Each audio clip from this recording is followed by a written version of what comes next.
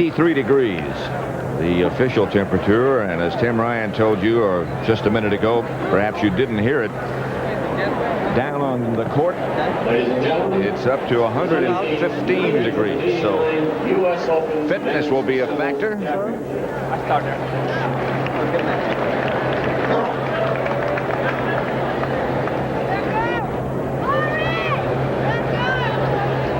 The 49ers defeated Indianapolis 30-24. Those of you who watched that, we're at the stadium at the USTA's National Tennis Center for the finale, the last of the tournament of 1989, the men's final between Boris Becker and Ivan Lendl.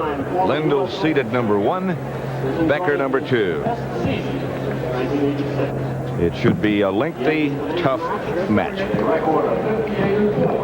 Including a 33-1 mark on hardcourt. Becker is having his best record. 93 degrees the temperature, humidity 67%, the wind 5-10 miles an hour. Forecast hazy, hot, and humid. And that's not a forecast, that's a fact. These are going to be very difficult playing conditions because the humidity, it sort of saps you, takes it out of you. And then the gusty wind in the stadium, it swirls around, and it's hard when you toss the ball up to serve, and it's difficult when they hit lobs for you. So it's going to be, they're tough conditions. Serving really is a key factor, isn't it? Both these guys rely heavily on the serve, particularly Boris Becker. My feeling is that it's going to be first blood, whoever draws first blood on the points, because if they return well, then something, they can get something happening. If they're serving well, that will be prevented from happening. These guys know how to play any kind of short ball, any kind of defensive ball. They'll be jumping on each other right from the start. Ivan Lendl, as a matter of fact, served 21 aces yesterday in his match against Andre Agassi. He's going to face Boris Becker in the finals today. So the men's final coming right up. CBS Sports coverage of the United States Open Tennis Championships is sponsored by Infiniti, a new concept in luxury cars. Perrier. Luckily, everything happened just right. It's perfect. It's Perrier. And by Newprint, the medicine that gives you big pain relief in a little yellow pill, in tablets and caplets.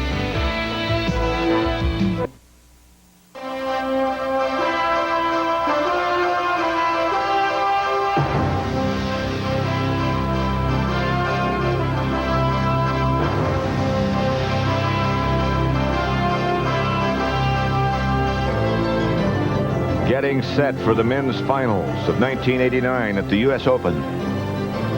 The National Tennis Center, the stadium, in the middle of this complex in Flushing Meadow, New York. Boris Becker, the number 2 seed, against Ivan Lendl, the number 1 seed. And to update you on what happened on this opening day in the National Football League's 70th season, the Saints shut out the Cowboys 28-0. The Rams beat Atlanta 31-21. Phoenix over Detroit 16-13. The 49ers, in an attempt to defend their world championship, beat Indianapolis 30-24. Tampa Bay over Green Bay 23-21. And the Bears beat Cincinnati at Soldier Field 17-14. Houston in the first quarter leads Minnesota 7-0. 1 minute. Denver 17, Kansas City nothing. And the Los Angeles Raiders, who knows how long you'll say that, but they have an early lead. Philadelphia 7-0 over Seattle in the first quarter. And we'll keep you up to date on what's going on in those games in progress. But right now, about to begin action, Boris Becker against Ivan Lendl in the men's finals for the championship and the $300,000 that goes with it. And here's how Ivan Lendl got there, Tony. Ivan Lendl had an easy round the first round, handled Fitzgerald easily. Courier, nice up-and-coming American. Then he had a real battle with Andrei Chesnikov of the Soviet Union, and he very easily could have lost that match, but to his credit, he won it in 5. This match will be crushed Tim Mayotte. Tim said he's just too good for me, too many guns, and then cruised through Andre Agassi, losing the 3rd set, but coming back handily to win it 6-1 in the 4th. He is fit, he's confident, he's ready, and I think that he feels very much at home here. It's interesting that Lendl had a harder time against the baseliners, Chesnikov and Agassi, than he did. He killed the serve and volleyers like Fitzgerald and Mayotte. And I think before this tournament, you'd have to have classified Becker as a serve and volleyer, but he's been staying back and hovering around that baseline, Mary. He beat a serve and volleyer, David Pate, easily, and then struggled, was down 2 match points against Derek Rostagno. A lucky let court kept him in this tournament. Then he beat Miloslav Mechir. That was a toughie as well. Mechir, a former finalist here from '86. Then Michael Pernfors took him to 4 sets. He had his best match by far against Yannick Noah in the quarterfinals, 3-2-2. And then he had a comfortable semifinal, surely, against Aaron Kriegstein, also in straights. Someone observed that today in the finals, finally these two guys, Becker and Lendl, are going to get a chance to play somebody their own size. That's right. Becker's 6'4" and 185, and Lendl is 6'2" and 170, or 175, maybe a little bit more than that. But both very, very athletic. Becker has won the last 3 meetings, but Lendl leads head-to-head 7-6. And again, Lendl now in his 8th straight U.S. Open final is the better hardcourt player, I feel. It ties a record to Bill Tilden, 8 consecutive finals. Boris is the first German to be in the finals since Gottfried von Kram lost in 5 sets to Don Budge back in 1937. He was a baron of some kind. Baron, yeah, he was a wonderful player, great sportsman. Here we go, Becker to serve.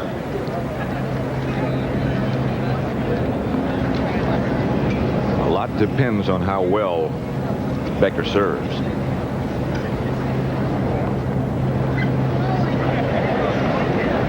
Sort of a shaky start there. Yeah, a couple of balks.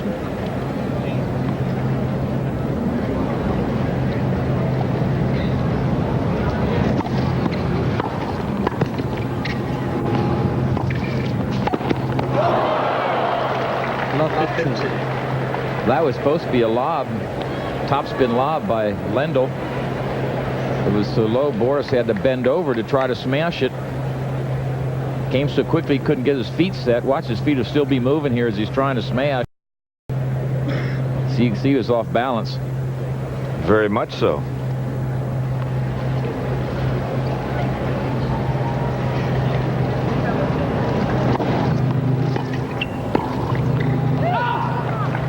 Thus far, both serves, he's come in behind. And he's kicked them, too, to get him up high. He hasn't really tried to hit it real hard.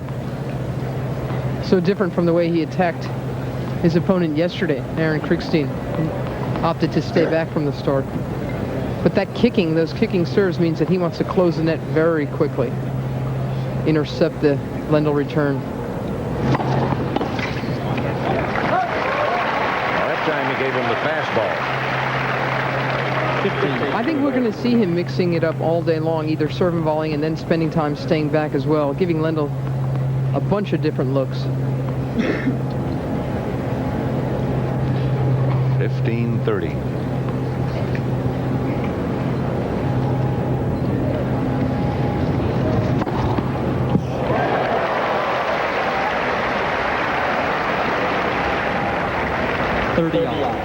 Well, if it's true, if a lot does depend on how well he serves, he's off to a pretty good start. He certainly is. All 4 of his first serves have been good. That was Bobby Brett, who is Boris Becker's coach and is a stickler for physical fitness. He works Becker very hard. Of the Harry Hopman school.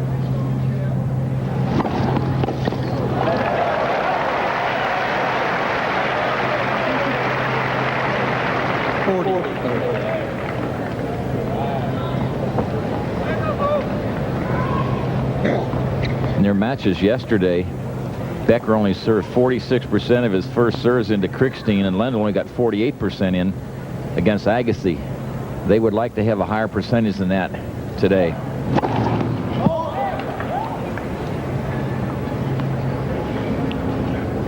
The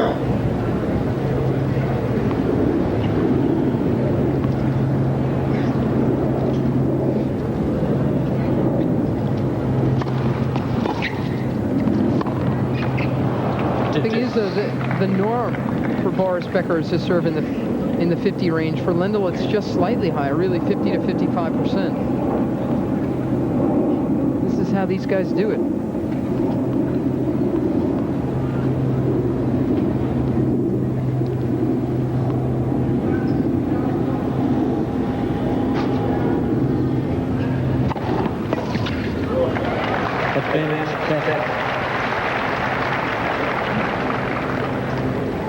That ball's got to be playing a little bit like a golf ball because it's so hot. They get hard, and they can really come at you in a hurry. Both these guys like that, though. These are two huge power players who love facing power. You saw Lendl was twice in the deuce court, was very late on the return to serve.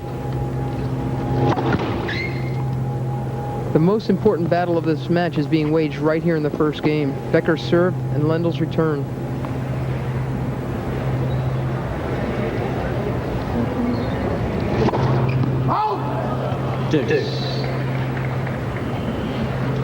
Deuce again.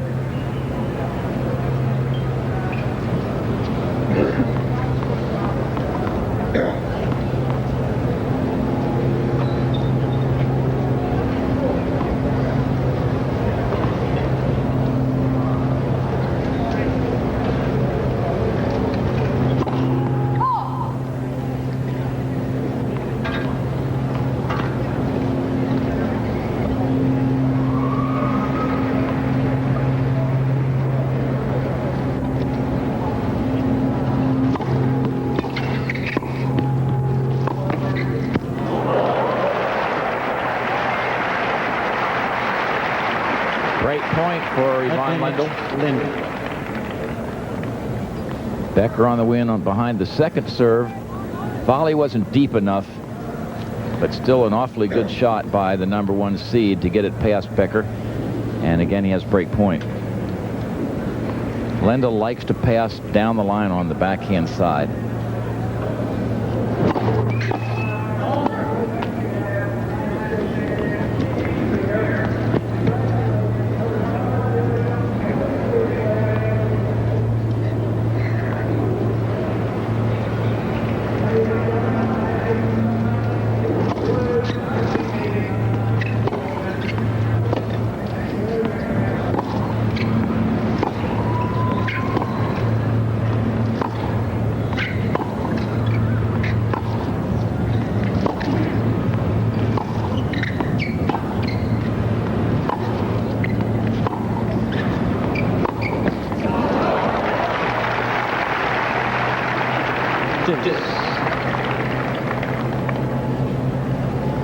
We have that reflection problem again. The sun off the windows of the press box area, and they're running right down the center of the court. They can end up being a problem in the players' eyes. It was a problem earlier in the week for Jim Graff. Right.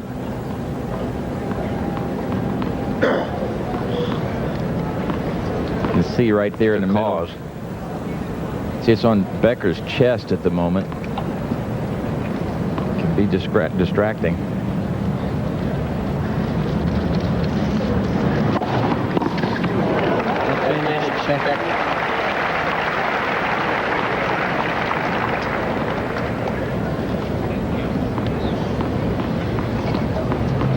From our net camera. It gets there pretty quick, doesn't it? Certainly does. And the bad news also is that they can place it pretty well.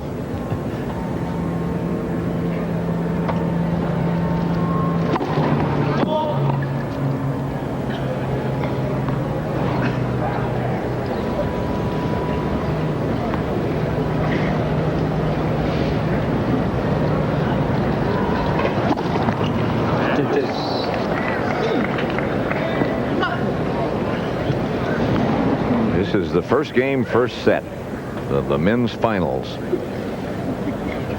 Boris Becker against Ivan Lendl. Lendl seated #1, Becker #2. First game so far has taken 7 minutes, 8 minutes.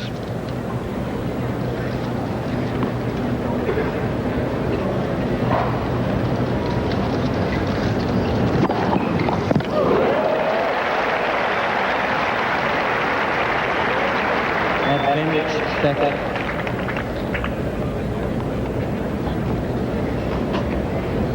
Net cam again, that very small camera right under the middle of the net. That could hurt somebody. So can his acing ability. I mean, that he can really pull that out when he gets out of trouble.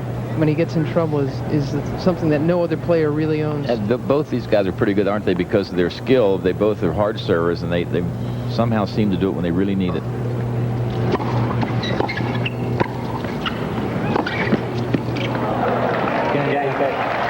Finally, it's game to Becker. He leads 1-love in the first.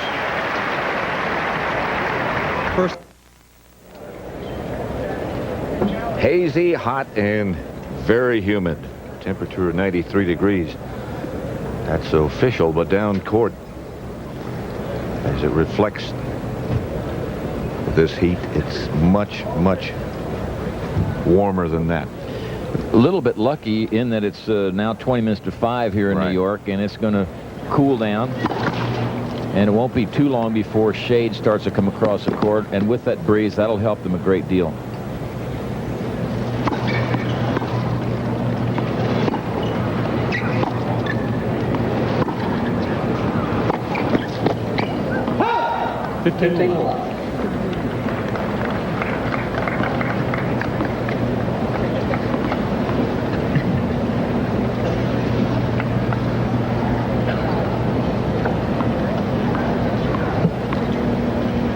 Year-old Ivan Lendl in his 8th straight final.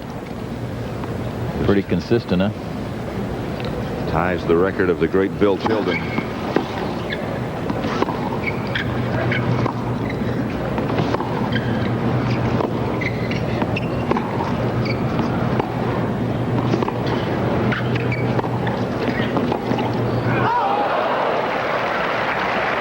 Just wide. 15.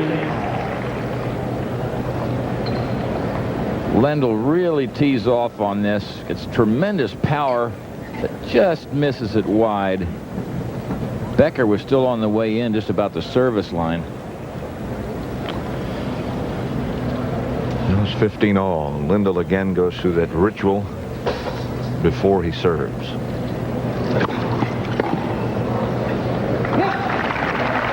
Whatever it takes.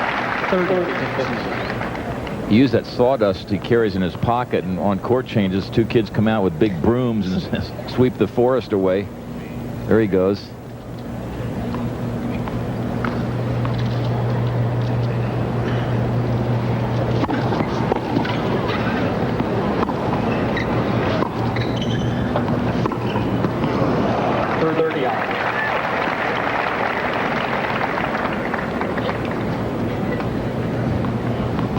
Lendl speaks so openly about the fact that there are so many players in this game who have more native talent than he. Yet no one has ever worked so hard on or off the court than this man. And that explains his success. 30 all.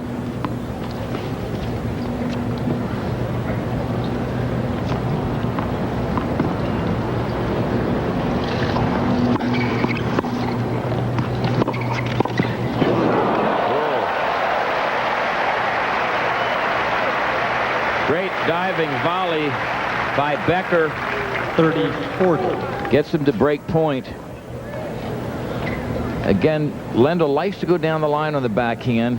Becker waited on that side and at the last minute cut across and intercepted that passing shot. Here he is. He's on the right side of the center line, but still able to get across to pick off the cross-court backhand. So it's break point for Becker.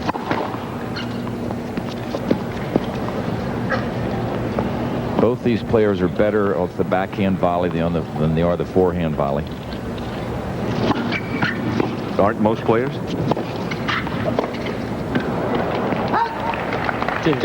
Not necessarily the volley, Pat. There are more good backhands in pro tennis than there are good forehands, but a lot of them can be very proficient to volley. See, Lendl's going an awful lot to Becker's backhand. Again, Becker's got a great power grip off his forehand side and can really handle a high, fast ball. But on the backhand side, he tends to have to chip on this surface. If Lendl were a serve and volleyer, he'd have a good time. But that he's on the baseline all the time, Coach Roach watching, he doesn't take advantage of the fact that Becker chips so much of his return. That's the first from Lendl.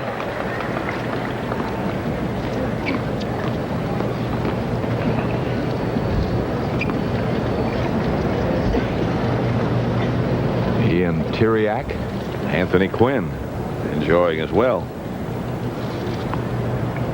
He is serious about this.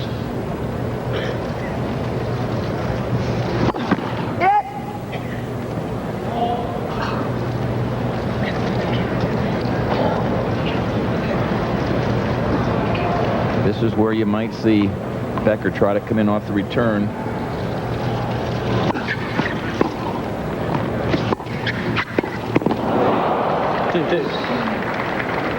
He made a good play because he hesitated before he came in, and what that said to Lendl was he's not coming. Yvonne turns the side to hit under the backhand, trying to get it fairly deep. He looks up, and there's Becker at the net. He just happened to miss the volley. Here he is. You see, he's not in as close because he made that little hesitation play and sort of faked Yvonne out. It almost looked like he changed his mind. Or maybe it was designed.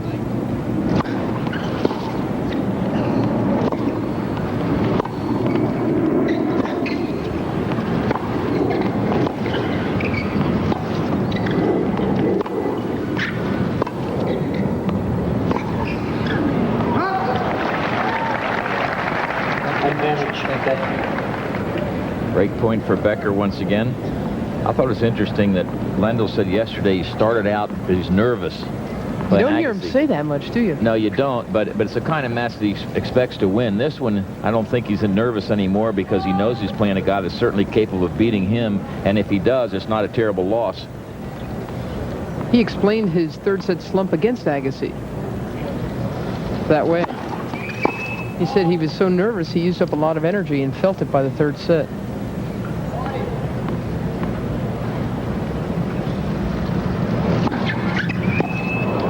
That glare reflection was right in his eyes. Absolutely. Becker leads 2-1. Here you see it right in his face there, and he just hit it just a tad long. Watch him look up now. See there?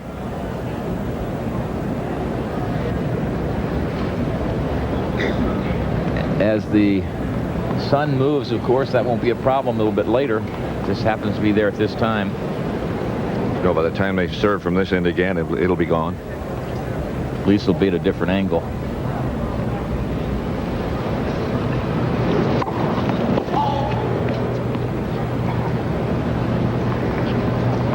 The media and the photographers and the broadcasters from all over the world covering this event.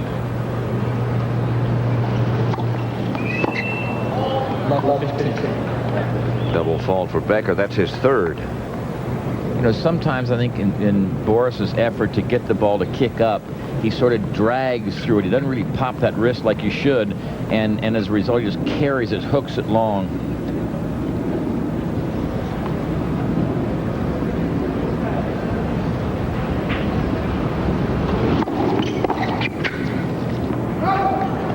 Gabriela Sabatini on the women's side does the same thing. All the good servers swing just as hard at the second serve as they do the first. They just hit less of the tennis ball. They hit around the edge rather than drive through the back of it. The follow-through will be a little different. Depends on which type of serve you're hitting, when you're trying to kick it or slice it.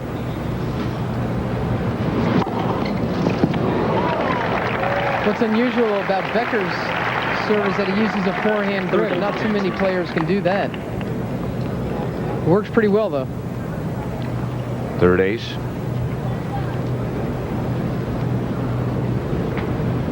That's one of the problems when you stand behind the baseline to receive the serve. If a player can break it off sharply enough, it can turn more before you can ever try to intercept it.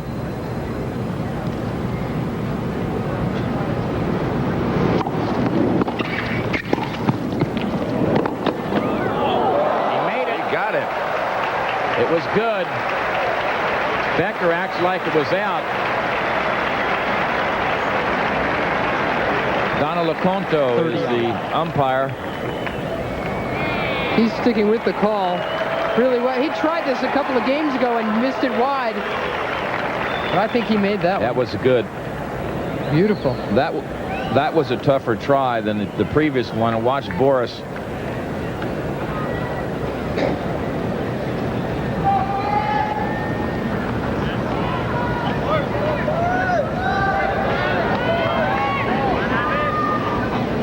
All.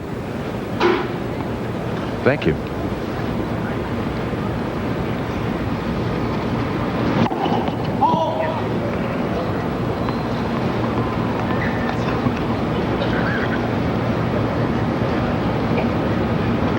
You're going to see lots of hats and fans today. Boy.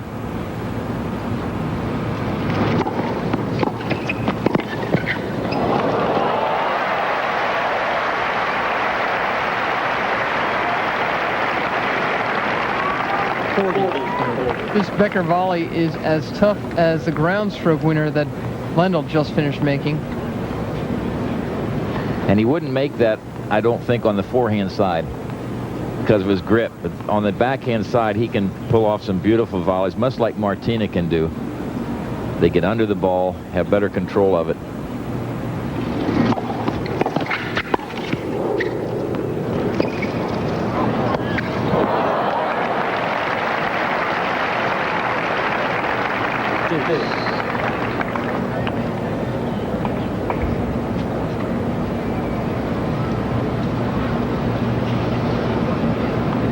Could take care of the heat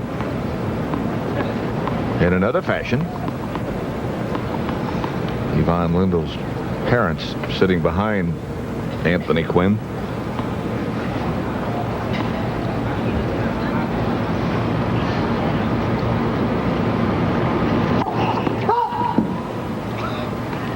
Martina's parents are here first time at the Open.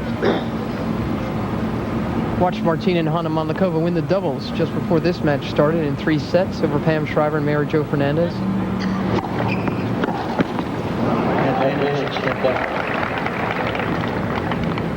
They're the champions. Our congratulations. It's got to feel a little funny for Martina because she had played with Pam and been so successful. This time they're on opposite sides of the net, and Martina and Hanna prevailed. Only their second tournament ever together. It was Mary Jo and Pam Shriver's first try. They became partners about 15 minutes before the draw was being made, the deadline.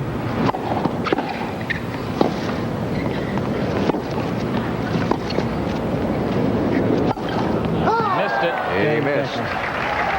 And it's 3-love Becker in the first set. Quiet place. Pat Summerall with Tony Trabert and Mary Carrillo. Boris Becker in this men's championship leads 3 games to love in the first set.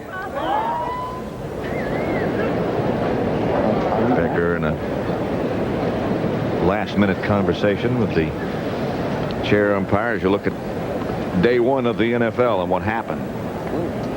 This is Becker's first U.S. Open final. Of course, he's already won Wimbledon 3 times, youngest champion in Wimbledon history when he won in 1985.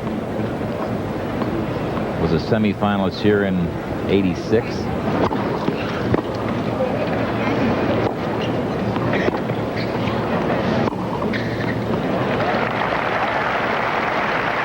Yvonne Lendl, born in Czechoslovakia, lives now in Greenwich, Connecticut.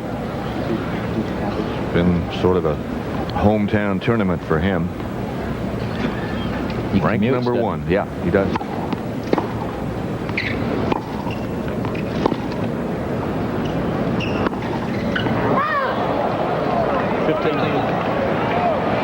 I mentioned it earlier that it's gusty, and Lendl missed an overhead the last point of the previous game. There he decided to hit a forehand driving volley, a swinging volley, and missed it. Sometimes when it's gusty, the ball is not traveling so fast is more difficult to handle than when it's hit real hard.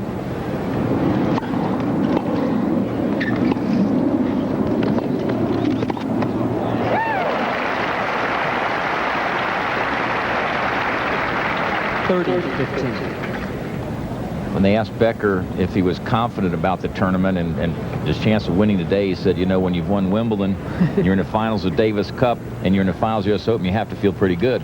I think I can win, he said. So if that can't get you confident, nothing can. That's right. They say success breeds success, but that certainly is the ultimate. And they asked Lendl his chances. He said, if I return his serve, I've got a good chance of winning if I can really return his serve pretty well. Game Lendl, his first ace, gets it for him. Becker leads 3 games to 1. Even though Ivan Lendl has never won Wimbledon, Becker has done it 3 times.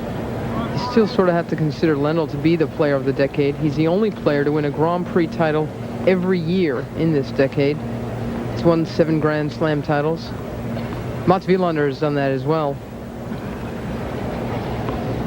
Just remarkably consistent machine-like performance for 10 solid years. It's interesting that Becker wants to prove he can win something other than Wimbledon, and all Lendl wants to prove is that he can win Wimbledon.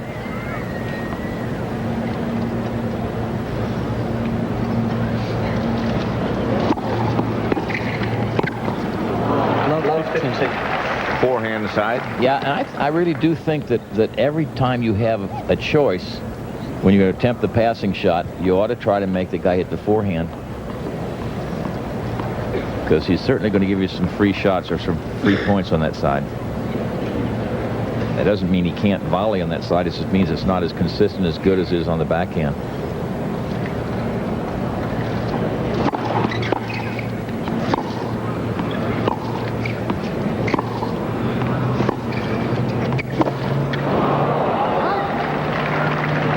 When you watch him take a swing, Tony, don't you always assume that he's going to hit it out? Every time every time you see his take back, you think, boy, where is this thing going to fly? It takes it nice and high, and it's a very full here, right there, that racket way up above his head. And one of the things that you have to worry about when you do have that excessive topspin is you're coming from low to high, and both edges of the racket travel through the fight of the ball. You might catch an edge if you don't watch it very closely. Which is what just happened. Look out. He's going to get there.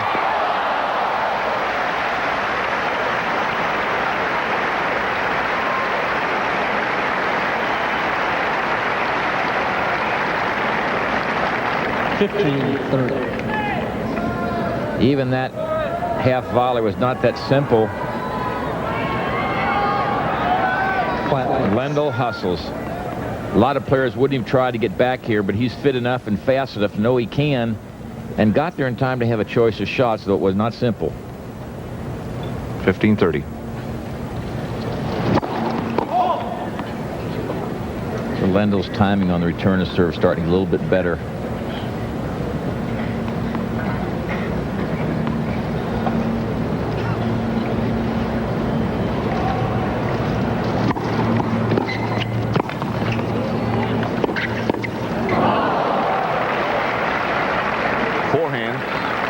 Again. And after you do that a while, Pat, then you can roll it cross court and he won't be close because you've convinced him that's where you're going. Here's another look. Now this is really a sitter for Lendl. You're really eyeball to eyeball, and it's tough to respond when the pace Lendl hits that kind of a shot. So 2 break points now for Ivan.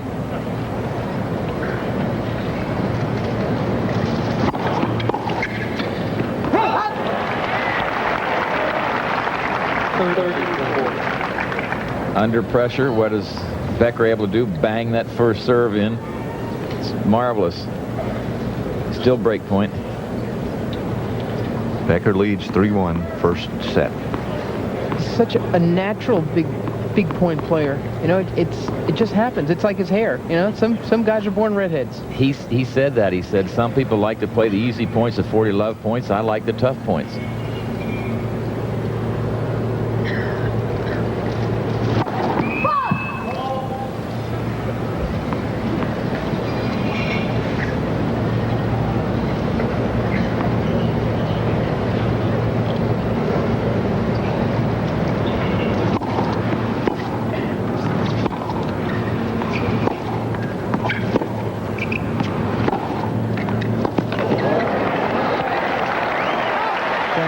Ivan Lendl gets the break. And Becker leads 3-2 in the first set.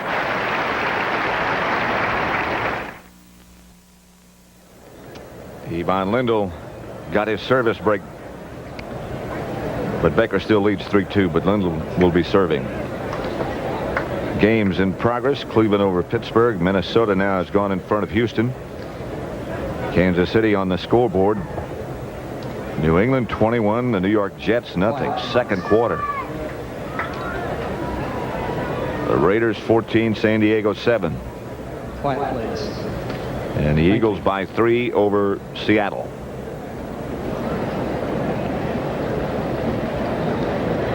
And they're back on serve in the stadium. Ivan Lendl will serve.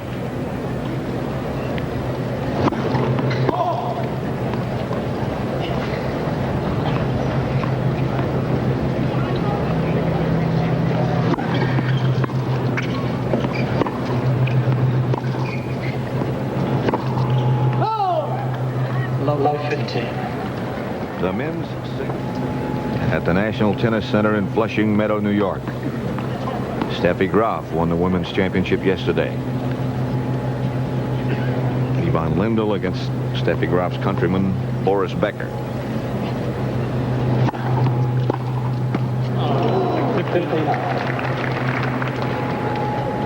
Boris wants to try to make it a double here for West Germany, as they did at Wimbledon, where he and Steffi won.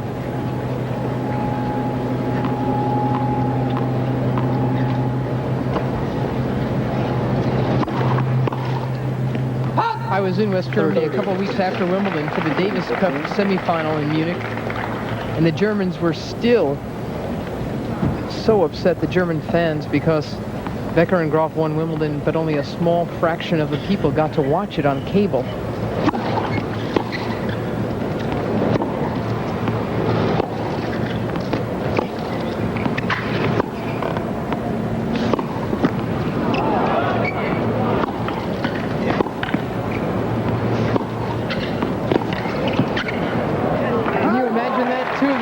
Stars your country has had in years, sports personalities, and a week after Wimbledon, they had a 90-minute program where they collapsed both matches, sandwiched them into those 90 minutes. But on that day of the Wimbledon, that weekend, the Wimbledon weekend, Steffi winning on Saturday, Becker winning on Sunday, thousands of Germans day trip went to other countries to watch. Those are true fans. 30 all.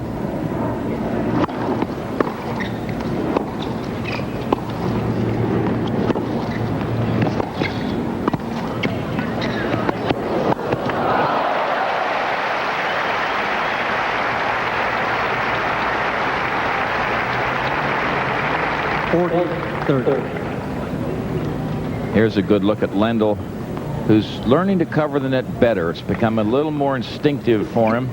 That's not an easy shot. The more you go up there, the more comfortable you end up feeling. That's what's happened when they do go to the net. Becker's been up there 14 times, Lendl 5.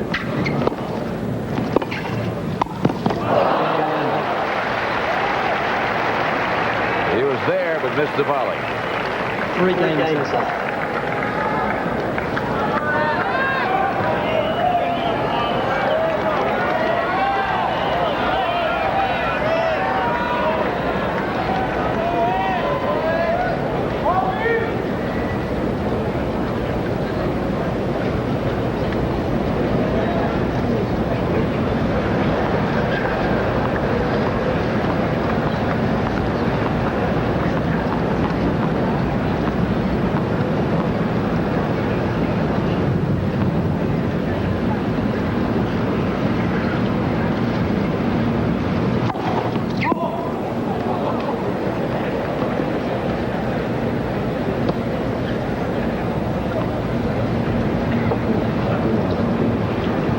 In the first set.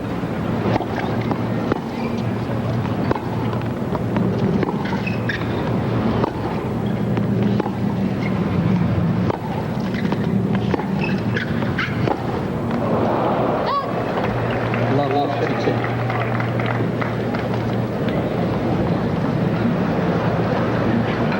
once you get that ball up high to Becker's backhand, he becomes uncomfortable.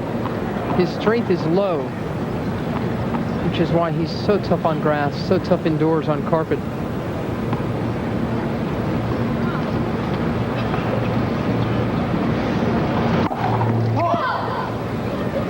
He had been serving.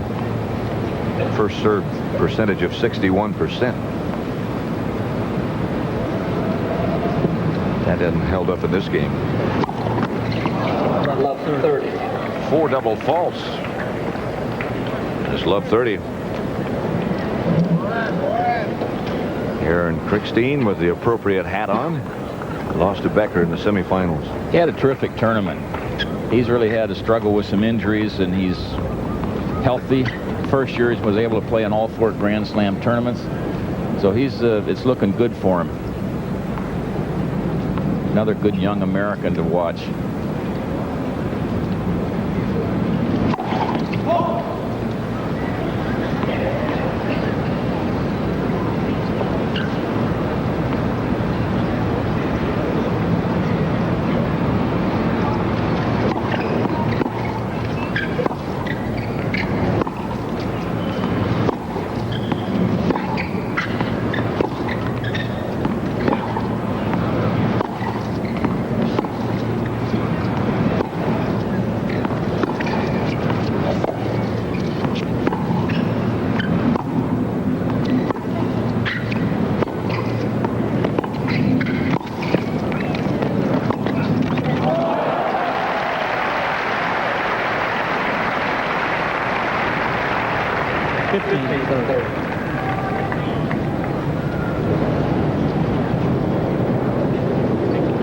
Lendl wants a towel. This play right here by Lendl was just to keep him in the point, get the ball down low, because he knew Becker was on the way in. Then he had a chance at the passing shot. He was on the run and caught the tape. But when you're that deep in the court, if you try to drive the ball, chances are it's going to stay up, and the other guy can make an easy volley on you. So it was a smart play by Lendl. That's the type of thing that I think Tony Roach has helped him so much, his coach from Australia. Some of the finesse and touch of the game.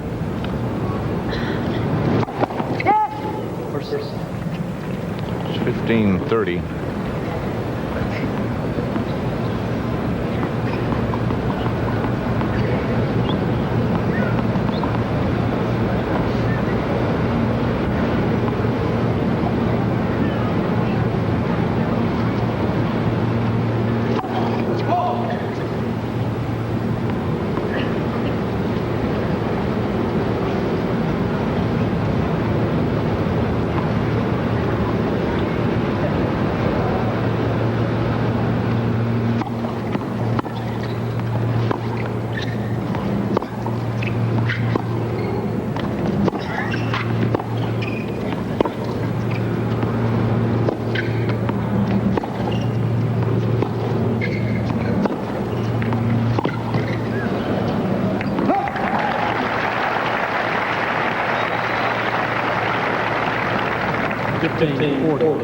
Two break points for Lendl.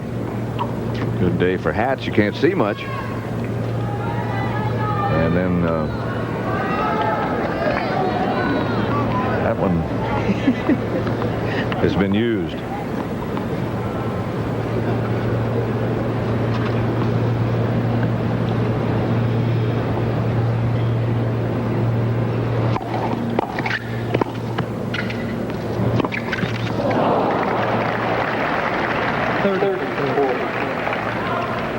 Still a break point for Lendl.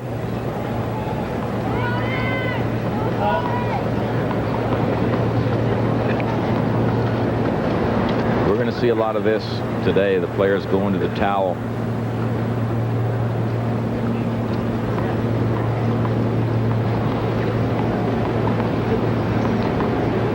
I think one of the things the players will do eventually on the changeovers too is to put some cold towels or some ice in the towel on the back of their necks to keep the body temperature down, and also drink a lot of water.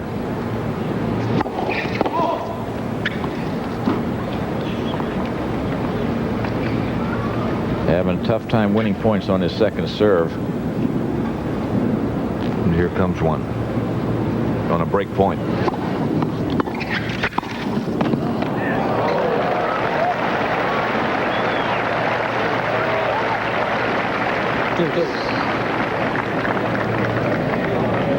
That had to hit on the line.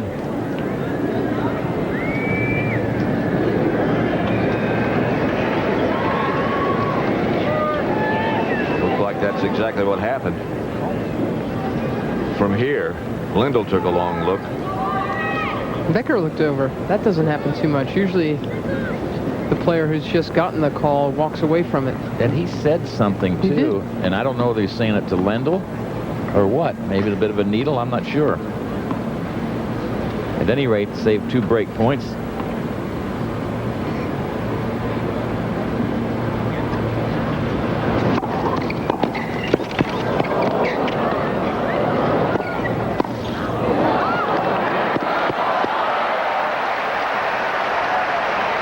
Boy, tremendous drop volley by Becker, and it had backspin on it. When it hit the court, it spun toward the net. Advantage, Becker.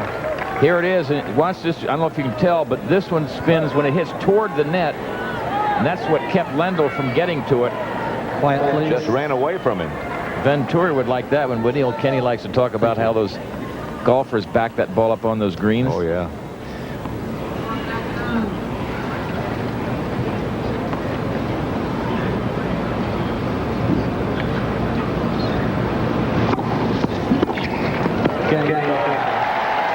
Becker,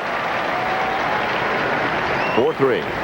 Becker leads 4-3. We'll be back at the U.S. Open after this word from your local station. Quiet, please. Back at the National Tennis Center. Those are not participants. Thank you. Next Saturday at 2:30 p.m. Eastern Time, it's the season premiere of college football on CBS, featuring the 11th ranked Illinois Fighting Illini against the number 9 ranked Colorado Buffaloes. Live from Boulder, Colorado. Jim Nance, Pat Hayden will be there. Colorado took care of Colorado State yesterday. Right. Pretty handy fashion. Illinois beat Southern Cal. 15-1. So you'll enjoy.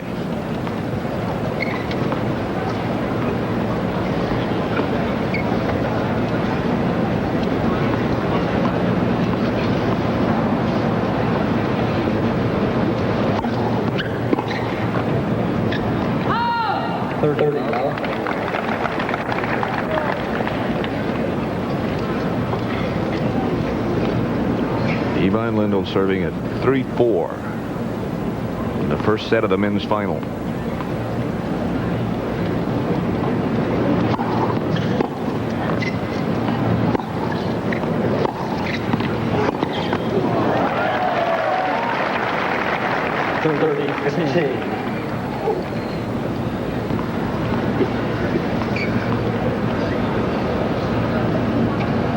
Tony Roche, one of the great Australian players, of course, working with Ivan Lendl. Marvelous doubles player, had elbow problems that shortened his illustrious career.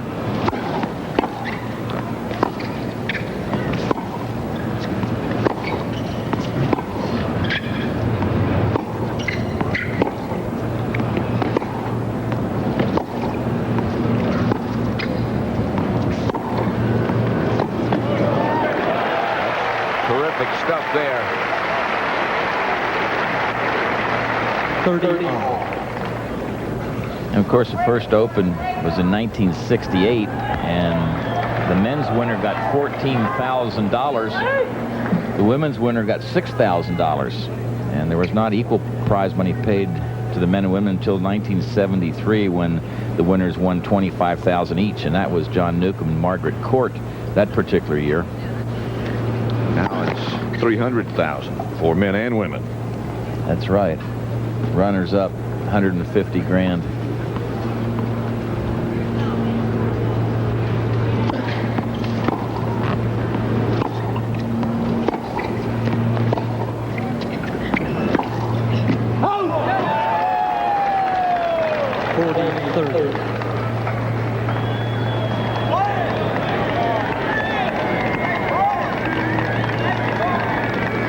There's another look.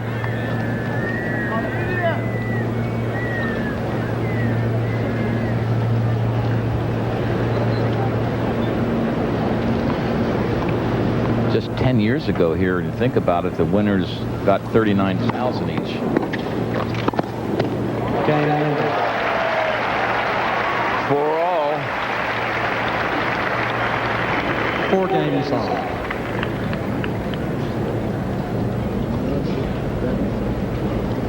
New towel. What he really wants is a shower. Right.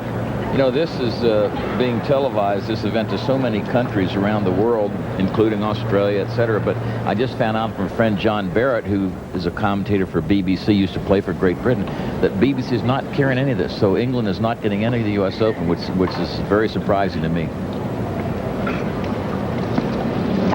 Well, why not? Maybe we should point towards England and talk a little louder for him. Are they mad? No, they said, you know, this, I guess it was the money was an issue, and then when the money came down, they worked out a deal. Then the scheduling was full.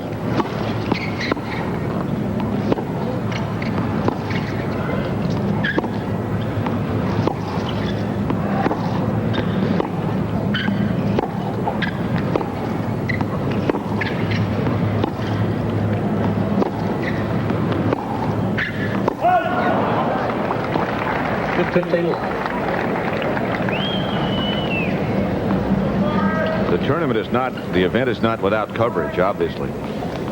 Crews from all over the country, all over the world. Just saw Kurt Nielsen, a fellow that I played in the finals of Wimbledon, doing it for Denmark. Of course, we know we had the Italians on the other day. We had the Australians on. The Germans, obviously. Gunnar Bosch is doing it for Germany. Used to be Becker's coach.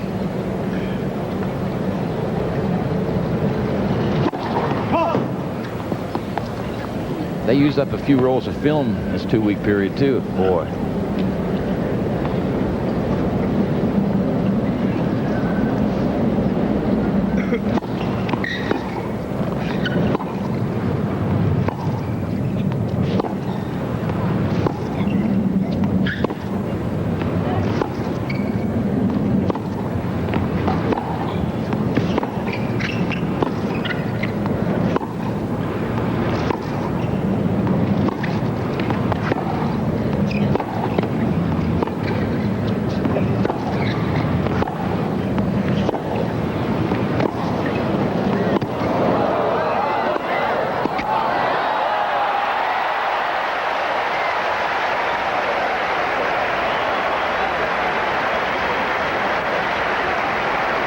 One brought them to their feet.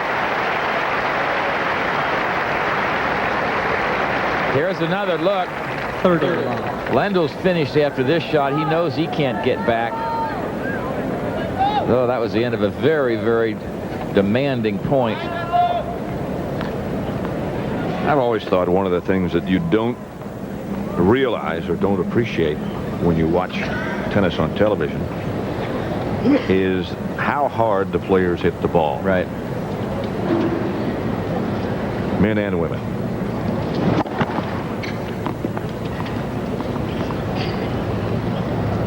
There's Bob Brett, who is now Becker's coach, an Australian. Mentioned earlier, it used to be Gunnar Bosch. They had a little falling out.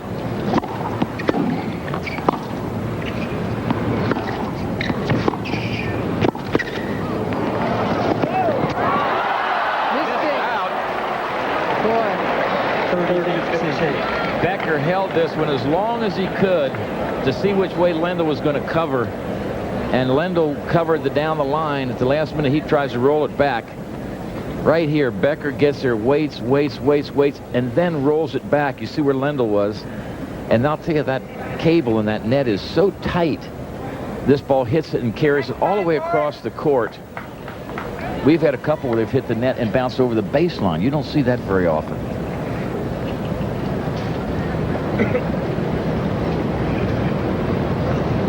It's 4-all in the first set.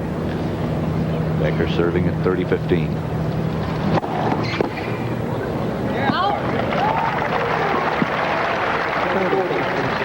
That's a serve that I think both these players could use more frequently. As hard as they hit it, go straight at the body. You compound the other guy's problem because they have to worry about getting out of the way of it and then still make a stroke.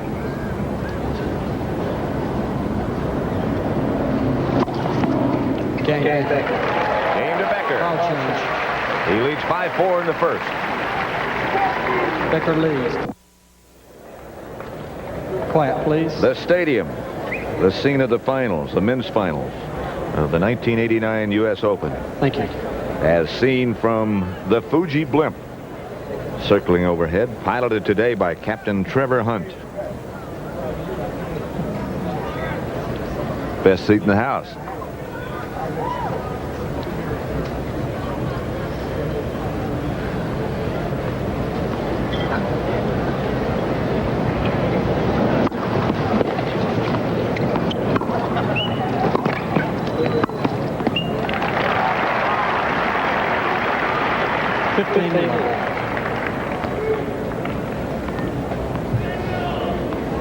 Here's Karen Schultz. It's Boris Becker's girlfriend.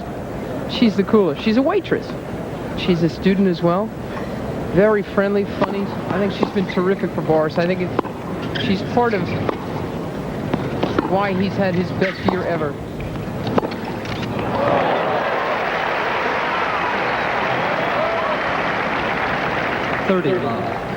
They met in Germany about a year ago.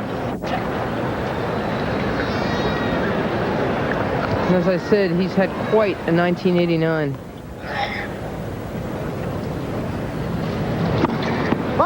Won Milan and Philadelphia, and of course Wimbledon. He's won 27 of his last 29 matches. That's May.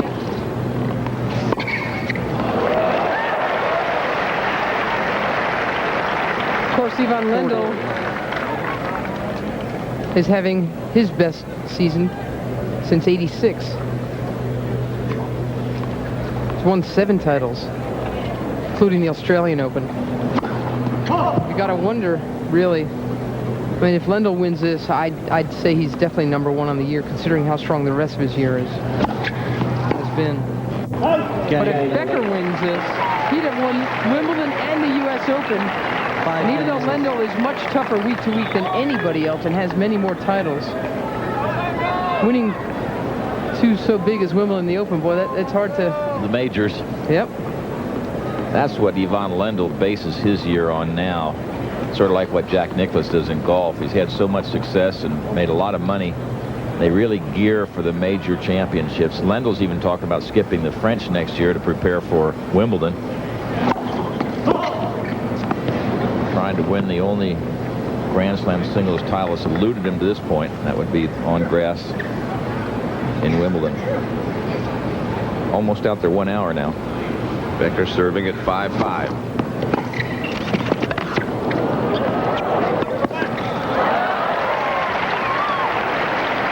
Tell you, Becker's slowed up a little bit at the moment. He doesn't have that spunk in his legs as he did have right here. He just sort of stands there. Saw how quickly Lendl got up to that ball.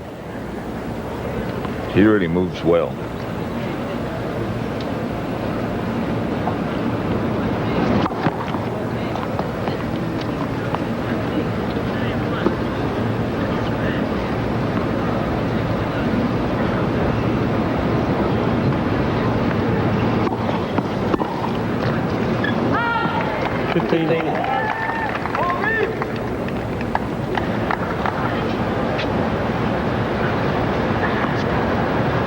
Tiriac, Becker's manager, advisor, says that this is by far the toughest surface for Becker to play on.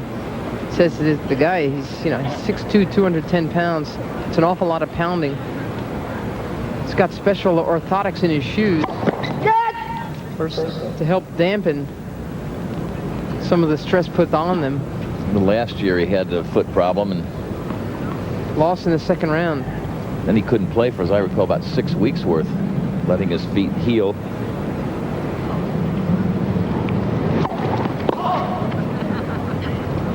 It's 15 all.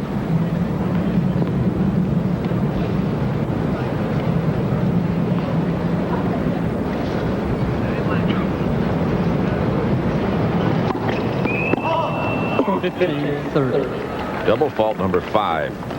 And he is having problems with his serve now. This whole game has looked kind of weary.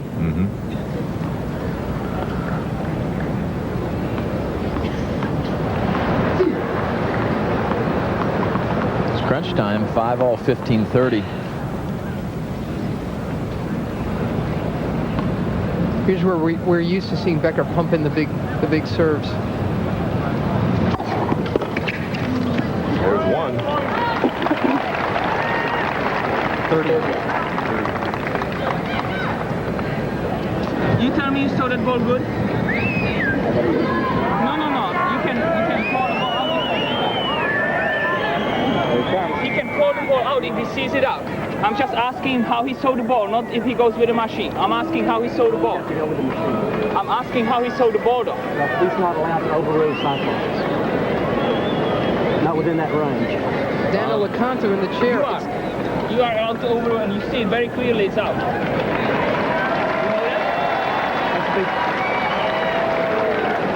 You have to go with the machine within that line. What he's saying is they're using Cyclops, and when the ball is that close to the line, even if the linesman thought the ball might be out, he can't overrule the machine.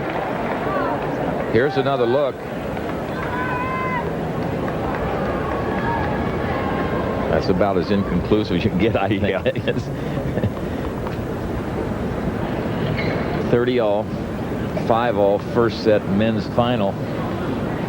What we'd expect from these two fellows, something pretty close.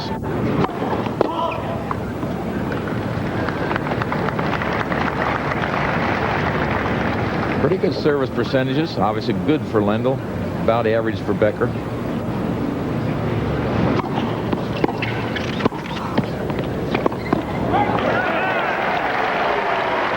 That was a very, very good forehand volley.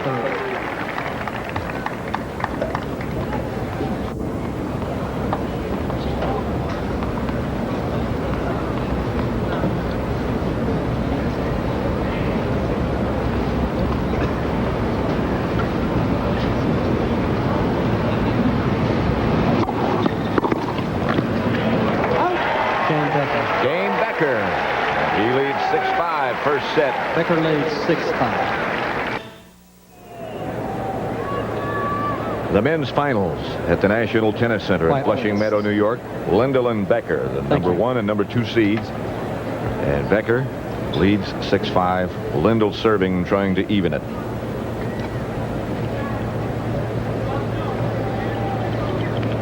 Each one has a break.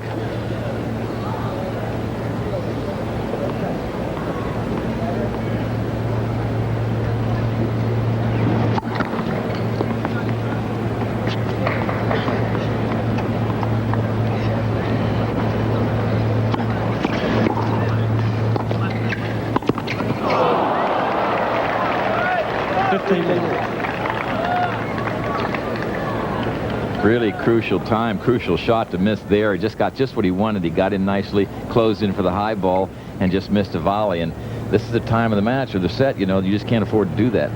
Has it gone pretty much as you expect, Mary? Yeah, I think it really is being decided on serve, isn't it? We talk about how tough Becker was last game when he needed to be. Lendl's no slouch in that department either. You got the two best players in the world, as you figure to be close, hard fought. That's what you hope for.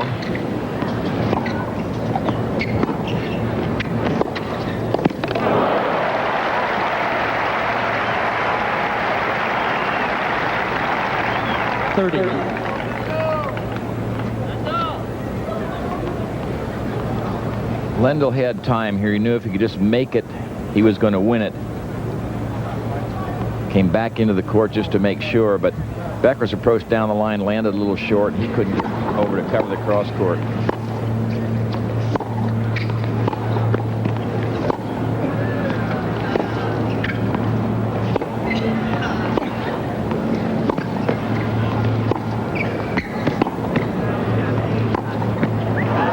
Did not go over. Again, it's very hot and humid. When the match began, it was 115 degrees down on the court. So those long points like that are going to take their toll eventually.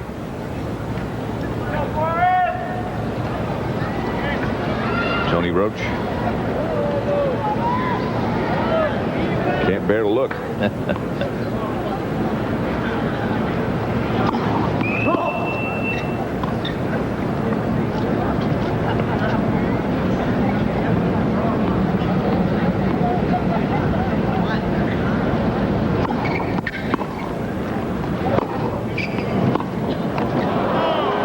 40-15. Feet didn't work very well that time. Not good footwork by Boris.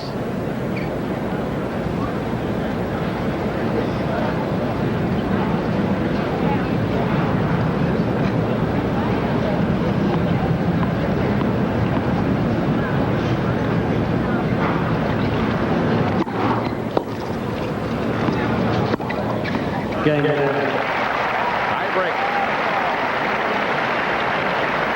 16-all. Tie. First player to reach 7 points with at least a 2-point advantage will win this first set. Becker will serve 1 point. Then Lendl will serve 2. Back and forth. The inventor of the tiebreak is standing up behind the court, Quiet, waving please. his hat, James Van Allen. Quiet, please. When it was first invented, he used to wave a red flag. That is James Van Allen from Newport, Rhode Island. Thank you.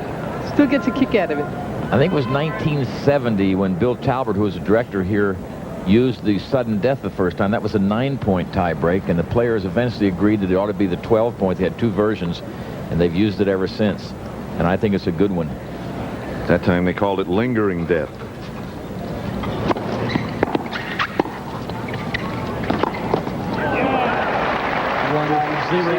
Becker.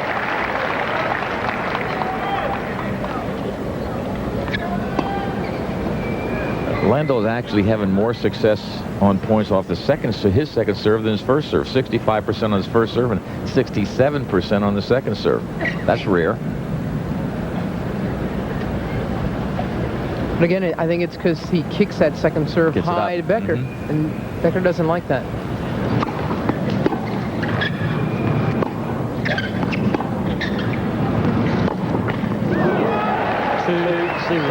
Becker. 2 for Becker.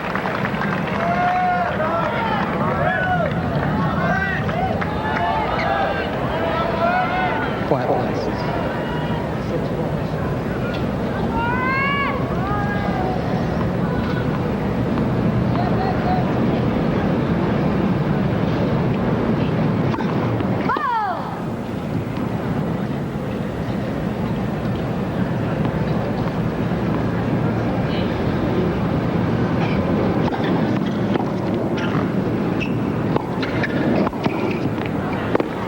Smart play by Becker.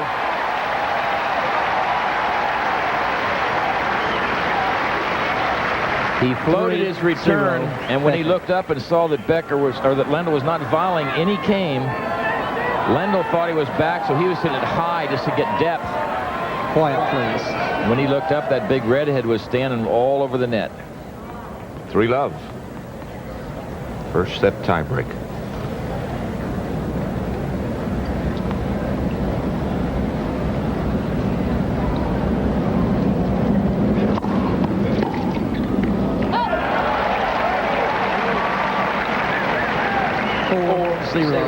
Becker.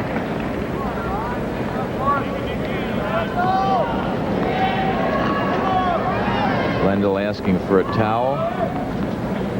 Another one. They'll use a lot of them.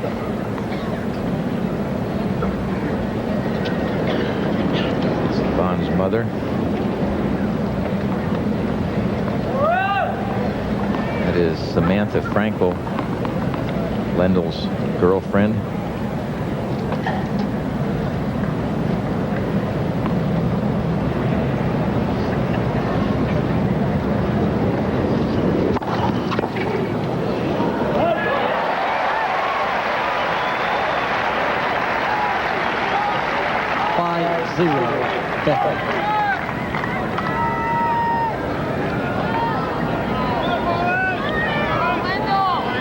After this point, players will change ends, play 6 points, then change ends on the court. Not supposed to stop and towel off or anything. They usually grab a swig or grab a quick towel. Towel, yeah. Yeah. Almost always.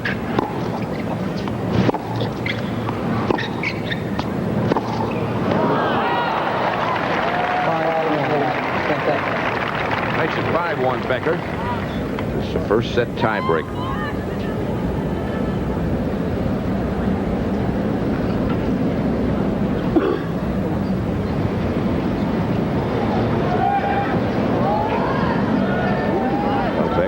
guided by the rules. He didn't stop.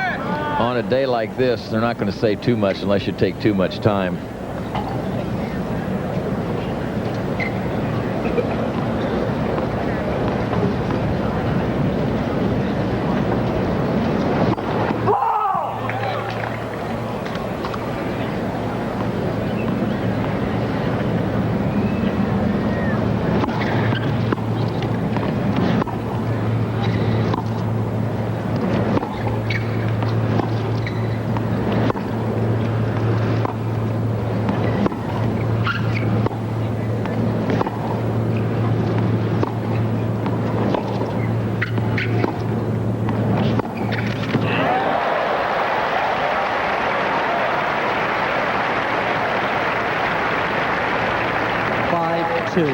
Becker tried to come in from fairly deep in the court and hits his ball short. This lands not too far behind the service line, and that's why Lendl had time to set up, pick his direction, and make his shot. On the good approach shots, what you're trying to do is eliminate some of your opponent's possibilities. You get it in there hard enough and deep enough where he gets there late and can only go back down the line, then you don't have to worry about the cross court. That's the ideal situation. Becker's tiebreak record here at the Open. He's serving now at 5-2.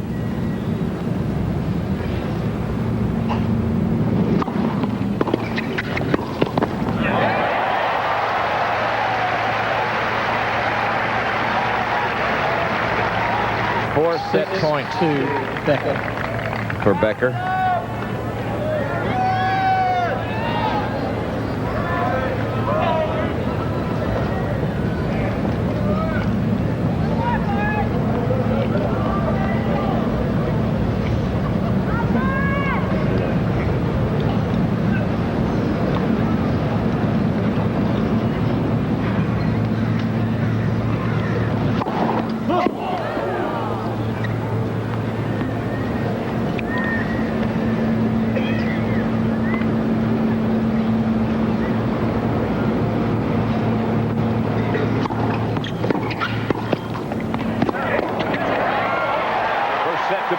First set, Becker, 7-6. He wins at 7-6.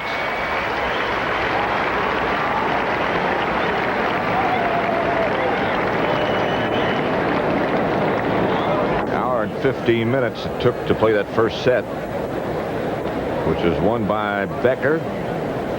Tie break, and he's up by a set. Miami 10-3 over Buffalo at the half. Ooh. Cleveland 30-0 over the Steelers at the half. Minnesota. Thank you. Jumped all over Houston after being behind early. New England and the Jets. Patriots up 21-0 third quarter. The Raiders 21-7. The Eagles 17-7 over Seattle at the half. Boris Becker at the U.S. Open men's final won the first set.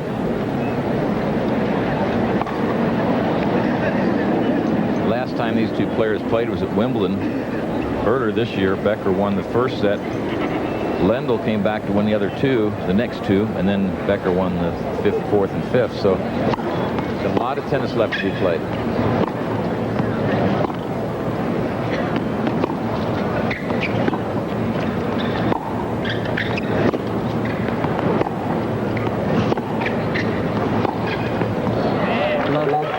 Let's go down now to Leslie Visser. Thanks, Pat. You know, the players aren't the only people affected by the heat here. The folks at the first aid station reported that 65 people have already stopped by complaining of dizziness and dehydration. The officials here have asked the people during the changeovers to get up and walk around and keep their fluid intake high. Maybe you guys ought to do the same. Pat? My cable's not long enough. Thank you, Leslie. A couple of games ago, the PA announcer told the fans to drink fluids and stretch whenever they really wanted to. And this whole place got up and stretched.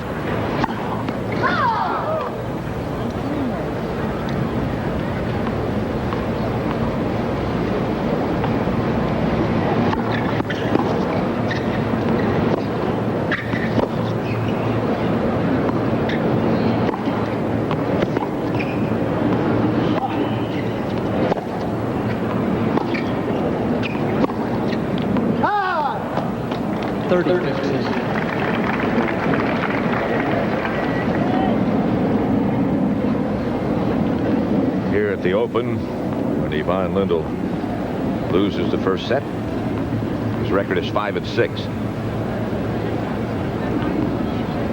Becker is 15-2 in this arena when he wins the first set.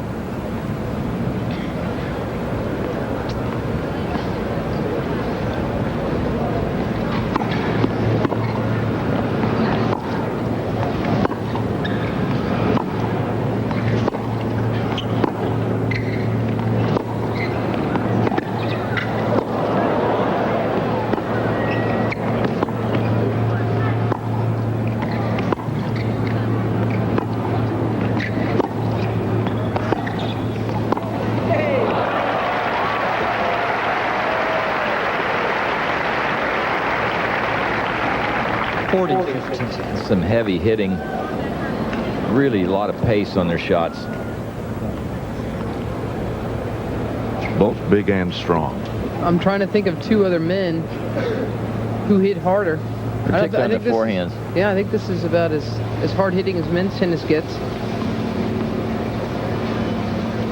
Groff and Sabatini hit hardest on the women's side.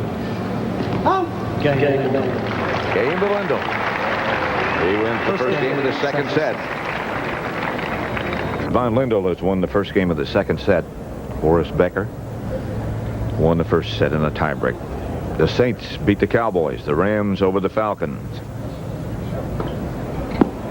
15. Becker fires his fifth ace. Cardinals beat Detroit. Roger Craig led the 49ers over the Indianapolis Colts. Tampa Bay, on a hot day by Vinny Testaverde, beat Green Bay.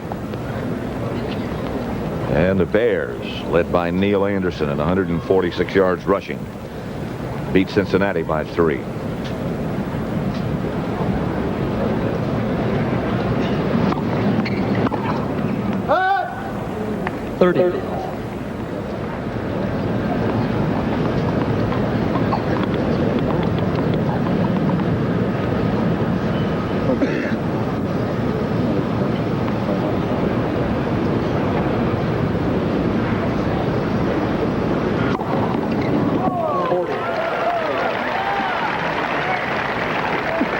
Number 6.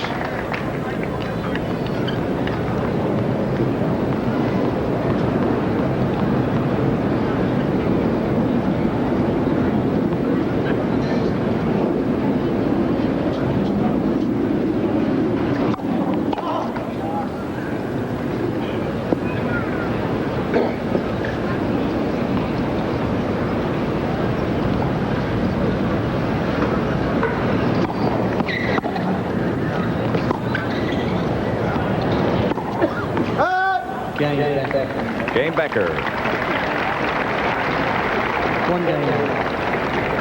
1-1, second set.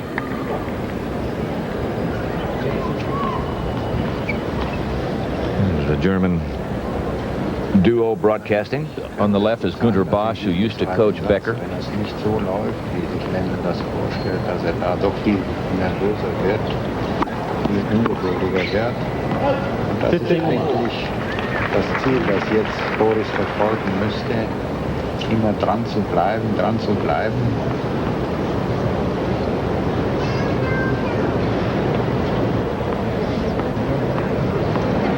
Tell they're very excited. Europe, we do some TV I do some for an Australian network, and we sit next to the Italians. You talk about getting excited.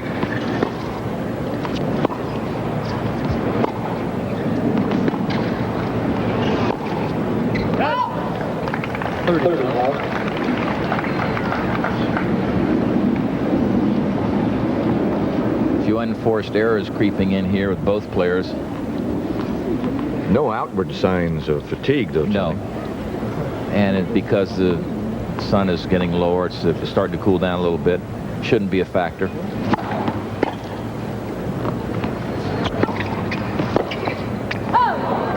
Had this match started at noon, it could have been a factor for sure. When we walked out of the hotel, I thought we had made a mistake and gone to the sauna bath.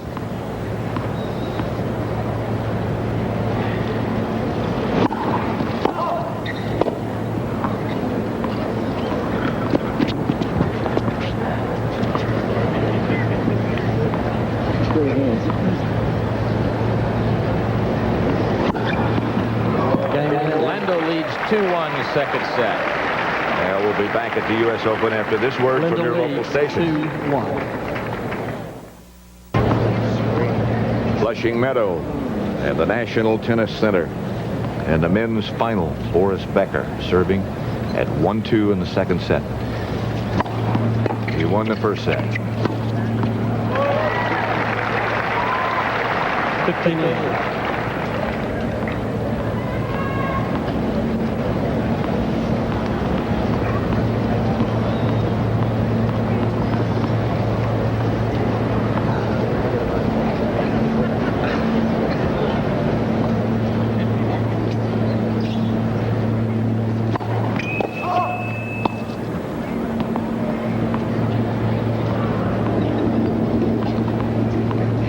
The winner of the first set between these two has won 9 out of the 13 matches.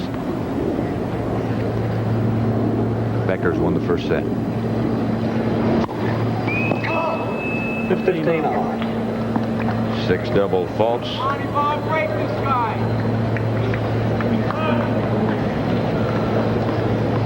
Well, you don't often hear fans cheering for Yvonne, as we just heard. Somebody told him to break this guy. You know, he's been here so long, and he's such a responsible champion. He's also always the favorite. So we're notorious. We root for the underdog.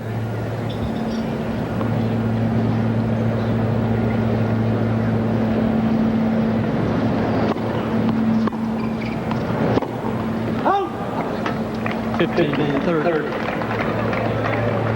Another thought is they want to see a lot of tennis. They don't want to see a 3-set match. I don't think there's a doubt they'll see a whole lot more tennis. We're still just in the start of the second set. They've already been out there an hour and a half.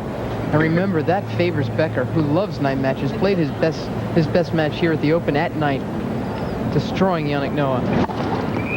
Ivan Lendl, who worries so much about seeing the ball. So often after he's had a tough loss or even a close win, he talks about not seeing the ball well. Imagine how much tougher it will be to see this delivery at night.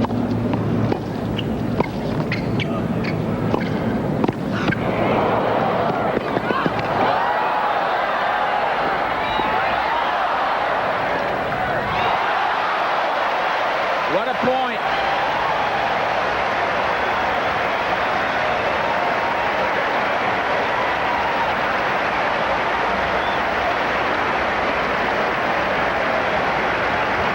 They're on their feet. Here comes Lendl. Looks like he's got it easily down the line. Nope. Watch this shot. 15-40. And Becker weighs about a pound less now. He's left some flesh on the court. And some perspiration.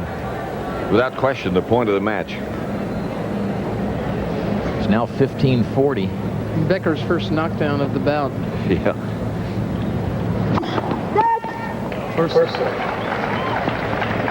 He's got scars on his knees already, Becker, from diving at volleys. You can see right there on his right leg.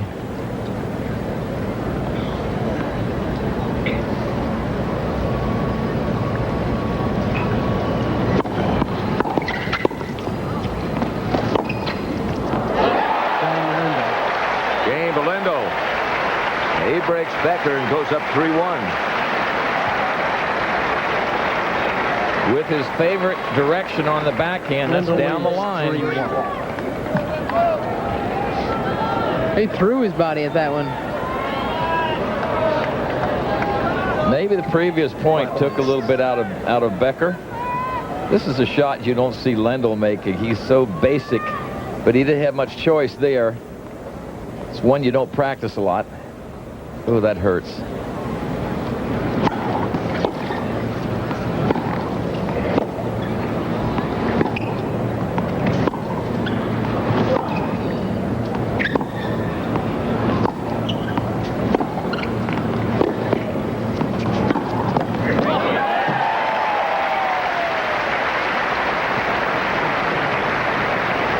think a game like that might take the starch out of Becker. Champion. I was just thinking the same thing. This is how you respond. So you knock me down, you break my serve, I'm going to come right back and get you. That's what makes these guys great and fun to watch. Got a little trickle of blood coming out of the right side of his leg as a result of that dive. You ought to like that. You football players will like all that blood, don't you? Well, those active ones might. It's okay as long as it's not yours, Yeah. huh? That's John Madden stuff. Oh, yeah. Bam, look at him bleeding. Oh, that's great. But Get he's dirty. up in the booth with me.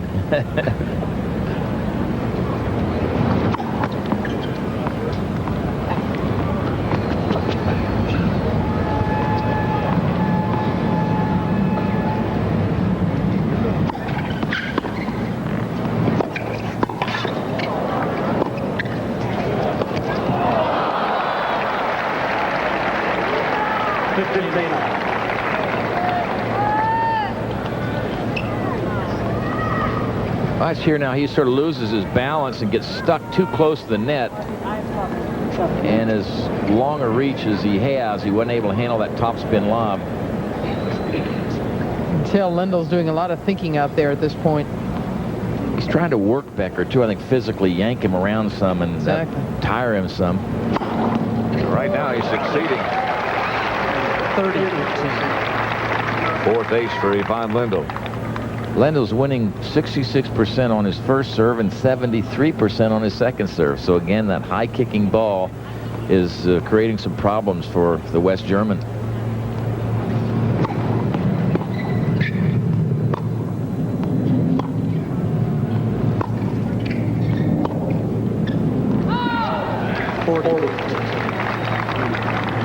It's amazing how in just the last couple of minutes, Ivan Lendl has just broken open this second set. Here's a point for him to go up 4-1. Well, he has that great ability to pick up the level of play, which is what he's done. The thing is that great move he made, that wonderful point.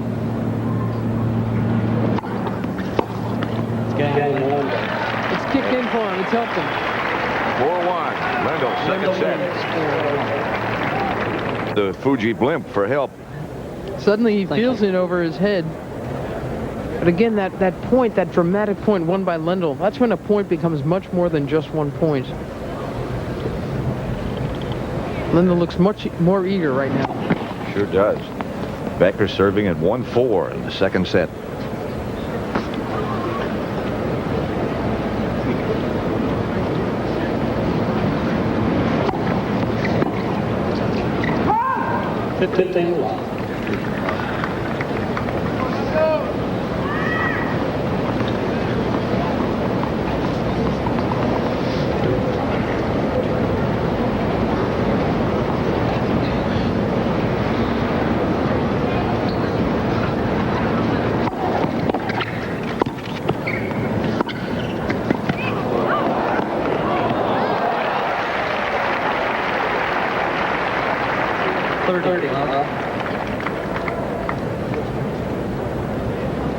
Boris handled that little dink shot from Lendl's backhand well because he closed real quickly. And though he was stretched out, he got at the top of the flight, so it was above the net.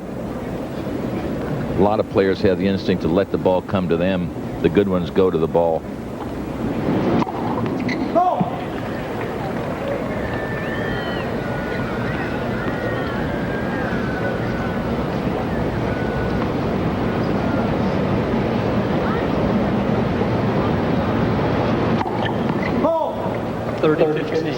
That's the 7th double by Becker. He served 6 aces. Lendl has 4 aces and 2 doubles.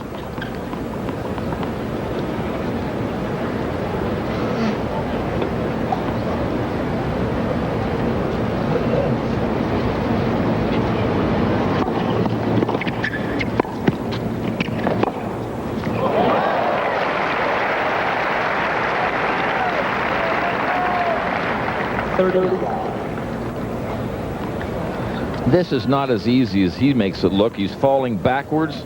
He's maybe 2 yards behind the baseline and hits a clean winner.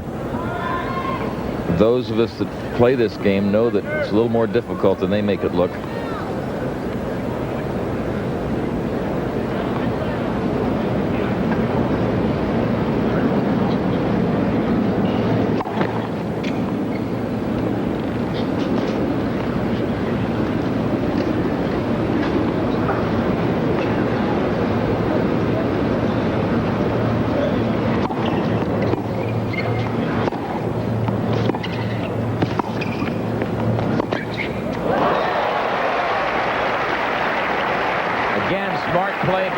Lendl. 30-40. And his break point, the first shot by Lendl, this one sets it up because now Becker follows defensively, which means he can't hit it as hard coming up over the top of the net, and gave Lendl a better chance to pass him. He's moving so well.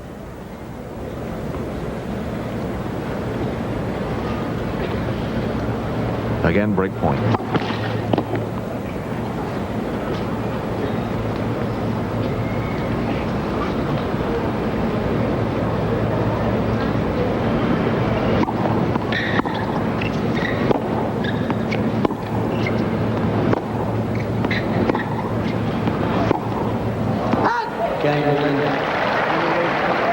Lendl is now up 5-1 in the second set. Lendl leads 5-1.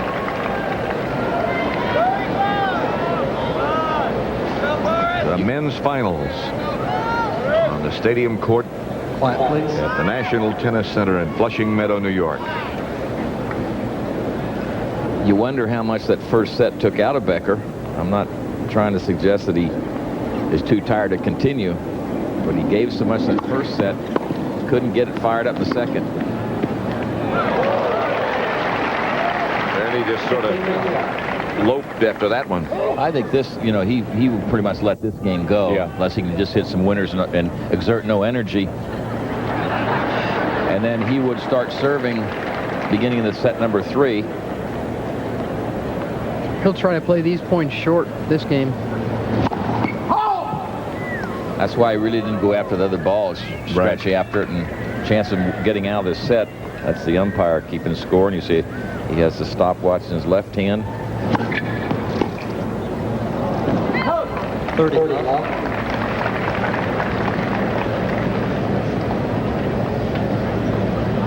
think if Boris gets a swing at a forehand, you'll see him hit one about 800 miles an hour trying to hit a Well, winner. that's the thing. He's capable of playing short points and winning off of them. That's just what he should do. First. Some people here that don't understand the game real well might think he's given up. You know, he's surrendering, and he's not doing that at all.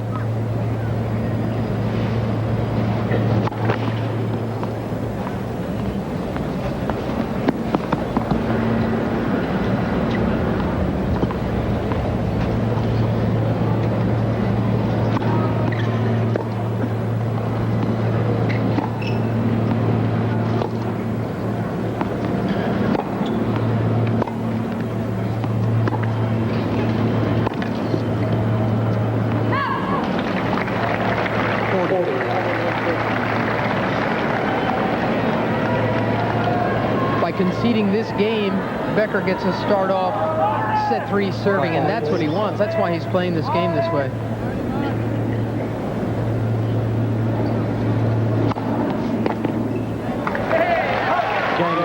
Lendl wins the second set. 6-1. 6-1. And sets her 1-all. Turning up the lights. Takes a minute for them to get to their Quiet, please. full intensity. At 12 minutes after 6. Miami still leads Buffalo 17-10. Third set. Cleveland 44-0 over Pittsburgh. Vikings over Houston. Denver leading Kansas City. And the Jets have gotten back into the thick of things. Raiders 28-14 over San Diego, and Philadelphia over Seattle 24-7. Thank you. Those are the ones still in progress. Speaking of getting back into things, Ivan Lendl has done that, getting level of set apiece. Becker's got new balls to serve with. He'll like that.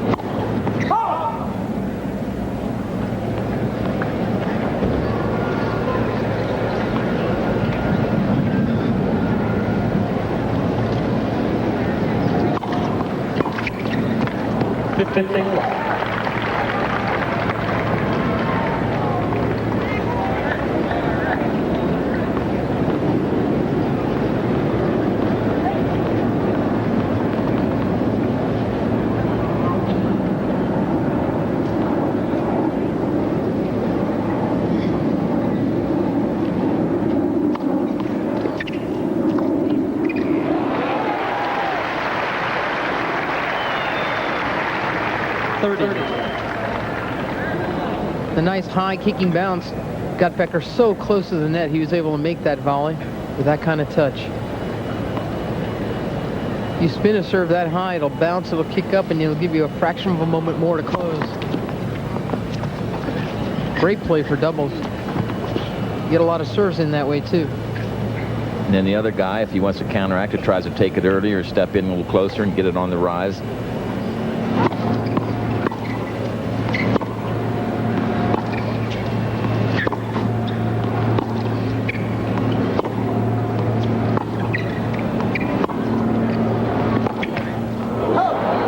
Remember yesterday we watched Andre Agassi off of Lendl's second serve step way back. I asked his coach Nick Bollettieri about that last night, and he said that it had worked in the past. He said Andre just didn't keep it up. It worked for him last night for a while, and then all of a sudden he stopped doing it. Yeah. Yeah.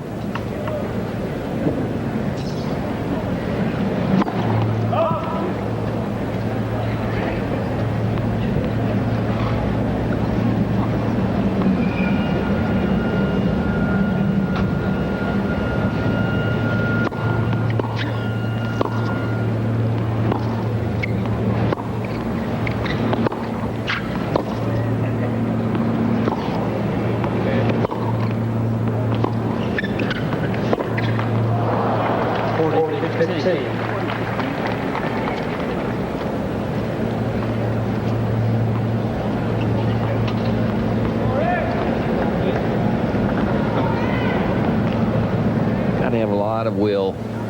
You got to be tough mentally, and you know, I think Becker's feeling the effects of the match to this point a little bit physically, probably a little more than Ivan appears to, but they are determined people. They've worked awfully hard, and it's going to be very tough to turn them off. Game to Becker. First game, third set. Goes to Boris Becker. First game, third set. Pat Summerall with Mary Carrillo and Tony Trabert. The men's finals. Ivan Lendl against Boris Becker. Sets are 1-all. Becker won the first game of set number 3. Love 15. 3 double faults for Lendl. Love 15.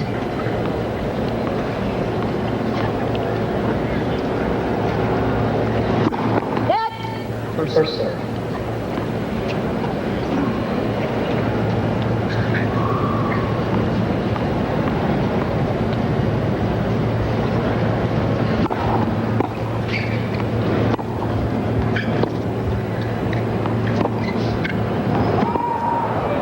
Love 30.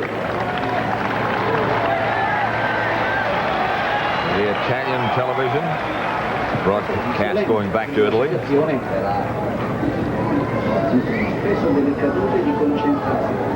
Rino Tomasi on the right.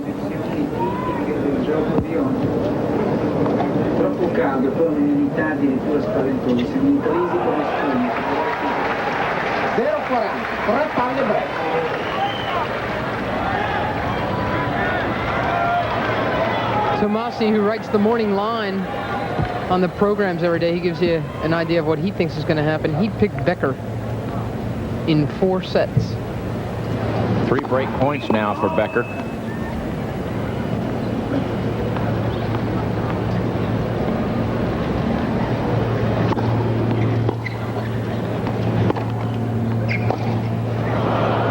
But that being said, Rino Tomasi had picked Noah to beat Becker in the quarterfinal.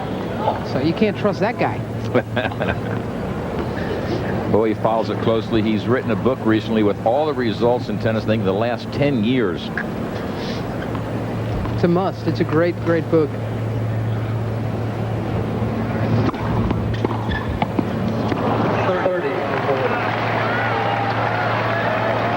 Becker still has a break point.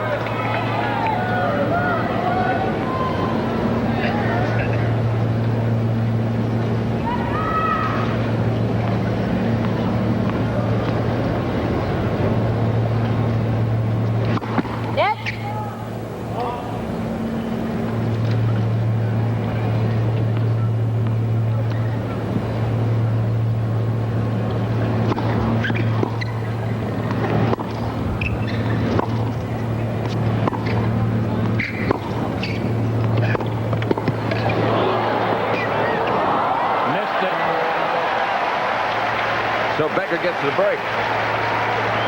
2-love in the third set. When Lendl gets to this one, he had plenty of time, and if he just made it, he was all set because see, Becker's going the other way, but he cut across the back of the ball and sort of curved. Now here's Becker. He's going to guess. Good job to get back. He guesses. He had to get back to the middle of the court and sort of close that big hole a little bit, and Yvonne couldn't handle it. Big break. Sort of surprised me that I thought Lendl would burst out ahead here. I understand that Becker has asked for a trainer.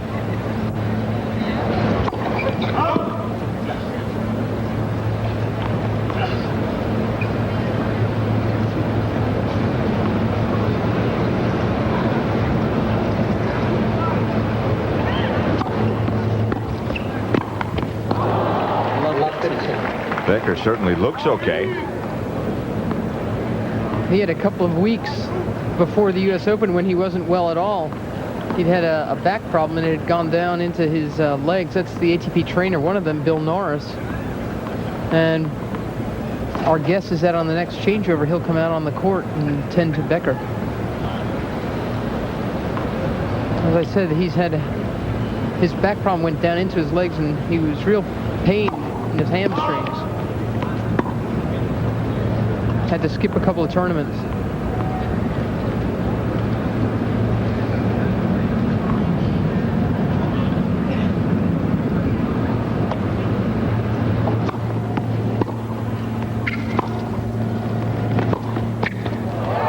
He missed that big.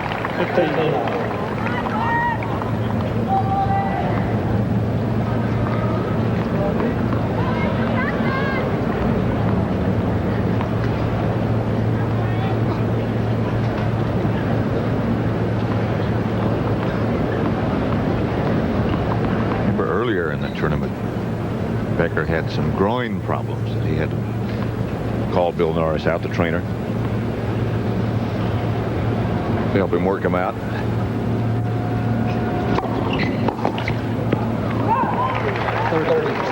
Lendl doesn't think the serve was good.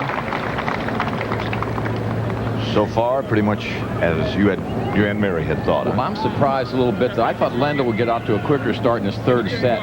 Becker looked a little leg weary at the second set. Now Lendl's arguing a little bit with the umpire.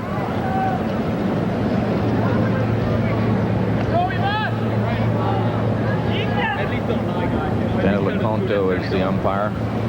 It's a real honor to be in the chair for a Grand Slam final. And Dana has only been doing this for about 4 years. He thought it would take 10 years before he could ever do something like this, but he's that good. Not a regular, not one of the paid regulars on the tour either. From Gadsden, Alabama. He's one of only 3 or 4 Americans that got to call matches at Wimbledon this year. This guy's good. I'll tell you how good he is. A year or two ago, John McEnroe, he was calling the service line in a John McEnroe match, and after the match, McEnroe sought him out and said, "You're so good that all I had to worry about was my serve." Boy, that's a real tribute. He's a legend. He's a legend.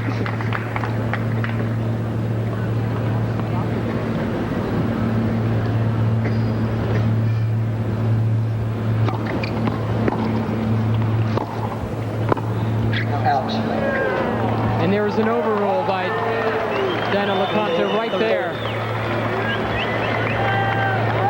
And I thought it was out as well. I think that was the right call. She called it good. Just be careful when he's talking all the time with the lines. Just don't let it interrupt you. It's okay once, but be careful. Becker's asking LeConte not to be intimidated by Lendl, who's questioned a bunch of the lines today. But he's not that kind of chair umpire.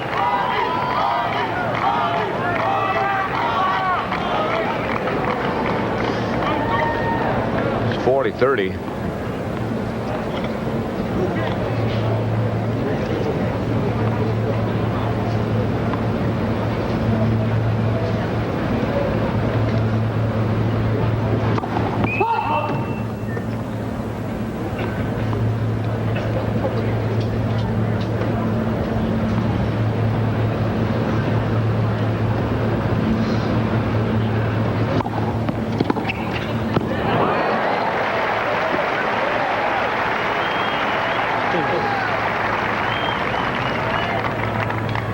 That nice high kick off the Becker serve gave Lendl just the angle he needed.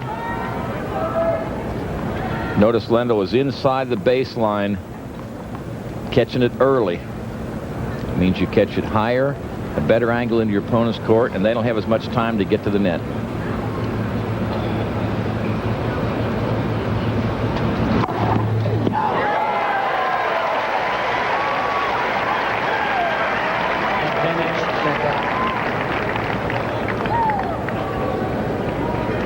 His 8th ace.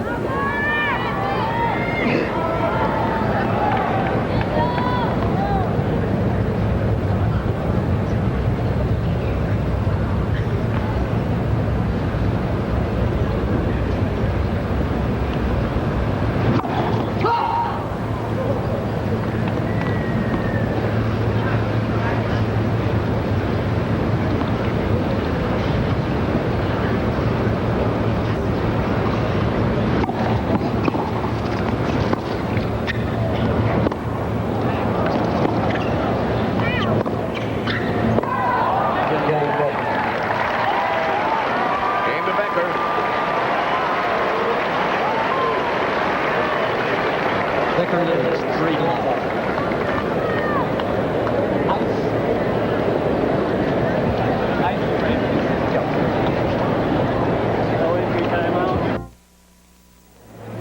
This took place during the court change as Bill Norris came out to attend to. Quiet, please. Well, that's not Bill Norris, is it? That was is? Bill. Becker probably having, obviously having some sort of a problem in the upper part of his leg. He doesn't have as much of a problem out here at the moment because he's got a 3-love lead in his 3rd set.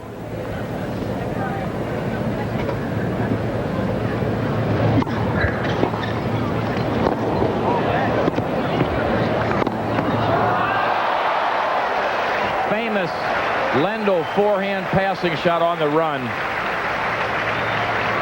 No one does it better than he. 15-love. Even made Becker applaud.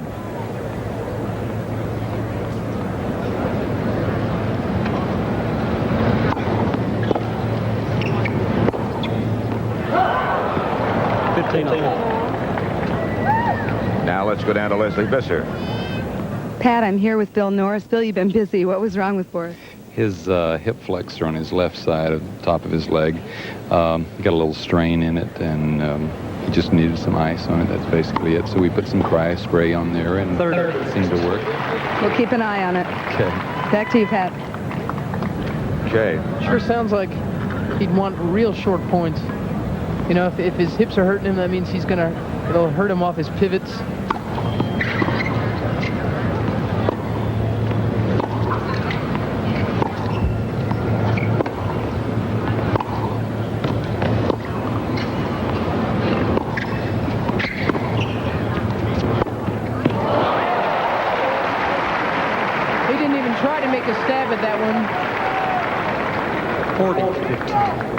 He had to guess because he was in trouble. Short approach, nothing on it. See, he had to commit very early, veered to the right and left the other part very, very open. Yeah, but it also makes you wonder, doesn't it, you know, that he might not want to torque and flex if his hips are hurting him. 40-15. That short enough? Yeah, something like that. I'm glad that Bill Norris take another look at that last shot. Becker jumps all over this one. Court is open because he swung it wide with the serve. Bill Norris uses some medical term, hip flexor and all that kind. Then he said upper leg muscle. That's for us, so we can understand what he's talking about.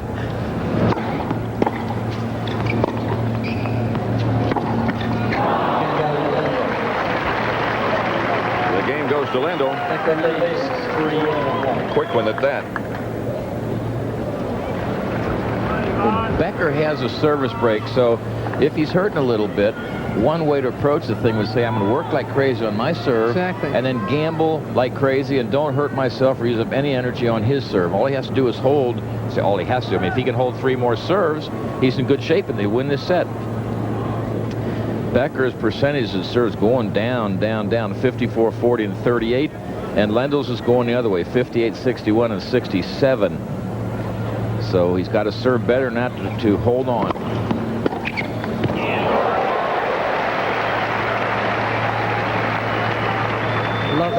And don't, just rest assured that Lendl saw the treatment that Becker got on that court change. Sure.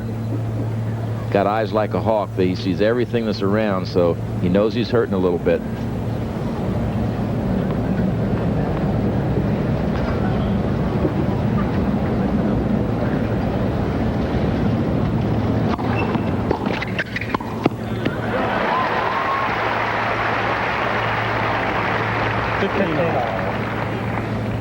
I don't think Lendl's going to make the mistake he made against Michael Chang, though.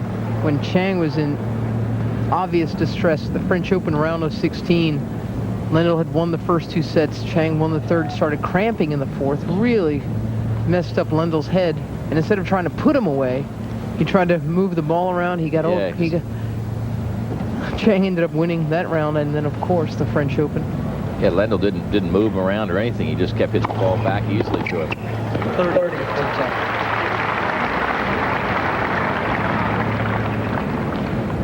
He's got to try to take Becker down.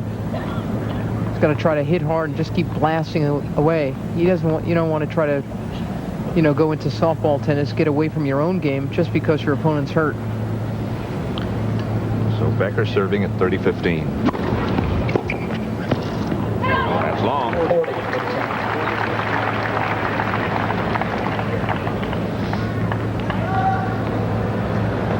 And at this point, none of us, including Lendl, knows how hurt, there's a tennis fan, knows how hurt Becker is. I get it.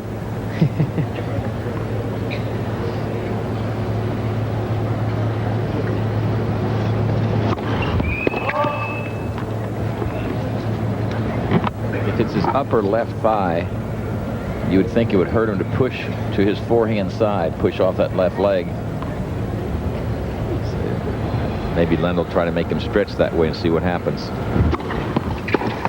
And Becker, he takes the 4-1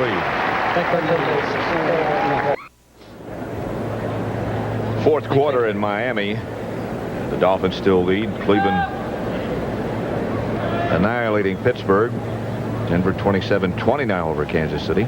And the Jets have taken the lead over New England. Raiders over San Diego, and Philadelphia still leads Seattle. Becker leads Lendl 4-1, third set. 15 left. That's the type of thing that Lendl wants to see happen. Get in some rallies where he can move Becker around back and forth. It's very tiring, and it hurts. So you're at baseline if they make you stop and go back to where you came from.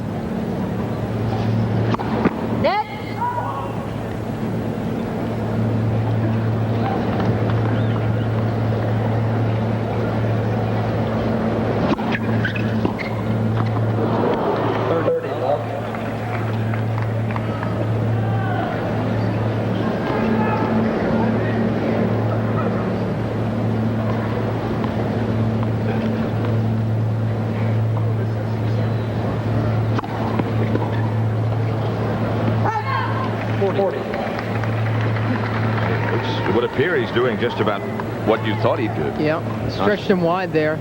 But again, all Becker's got to do is protect his break. Another wide stretch. Lendl's doing just what he needs to do. But here, this is where Lendl needs a big game. Because Becker's only chance, it seems, at this point is hanging on to serve. If he gives away every other game, he still wins the match. A break here, and Becker's in trouble. If he holds every other game, I mean, if he holds his serve, he's going to run this set out. Exactly. That takes you to a tie break in the fourth, if that's what happens. Yeah.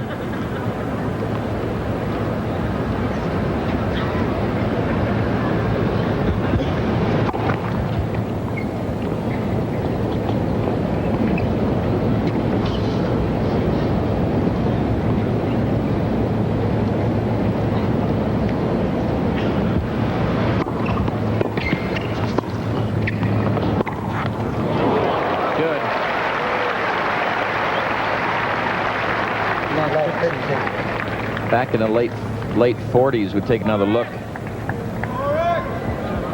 Watch how Lendl stays down on that ball. A guy named Bob Falkenberg won at Wimbledon in the final against John Bromwich, a great Australian player. He'd win a set, and then he'd just tank a set and not do anything, but never let the other guy hit a ball because he wasn't in great physical shape. He was thin kind of a guy, and Falkenberg won it in 5. So he played to win 3 sets. 15 all.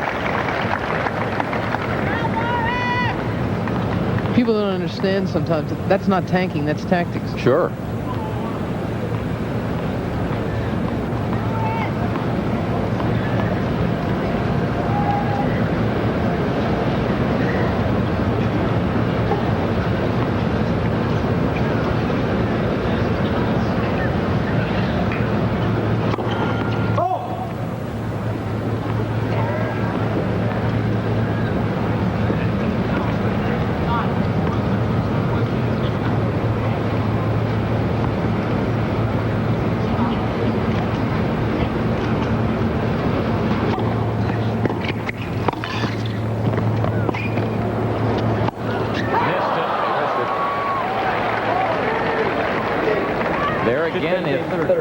If he's got a problem with an upper left thigh, when you go to hit smashes back and left like that, you jump off that left leg.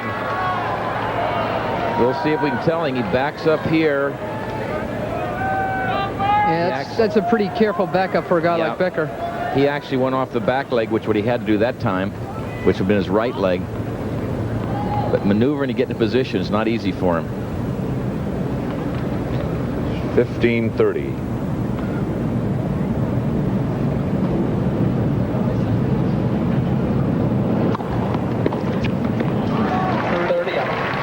That's what he really needs.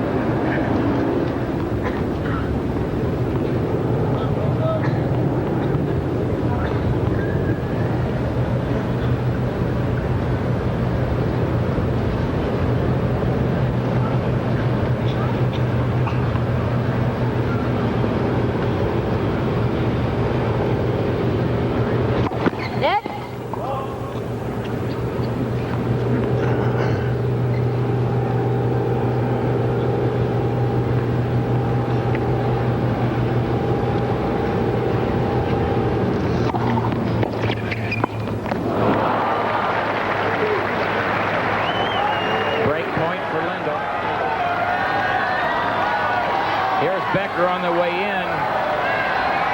Gets down nicely for it. Just couldn't handle it. Quiet, please.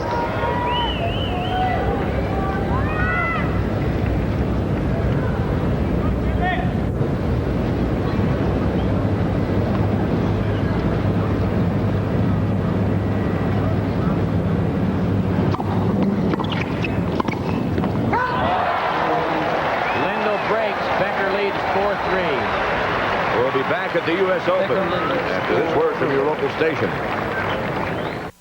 Thank you. Tonight on CBS begins with 60 Minutes after tennis, of course. And it's Murder, She Wrote, and the CBS Sunday movie, Paradise, Gathering of Guns. It'll all be delayed until we're through here at the U.S. Open.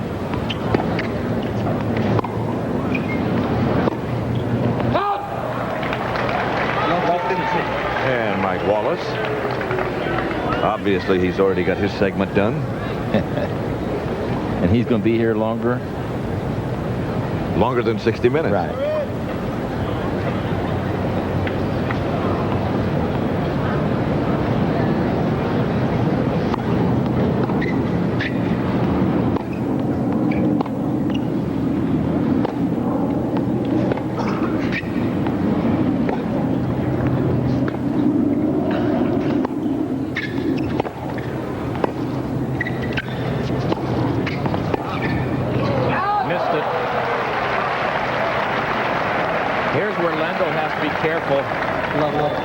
Not to get too careful.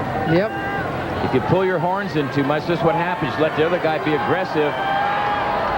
Lendl had a chance to come into the net on a short ball in that point and backed away. Not only that, but Becker didn't even use that spray stuff, that coolant on his legs last time, so maybe he's feeling better.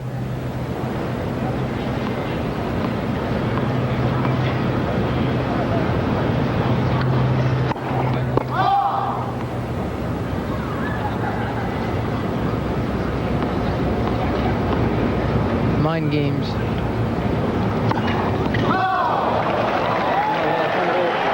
Fourth double fault, and it's love 40.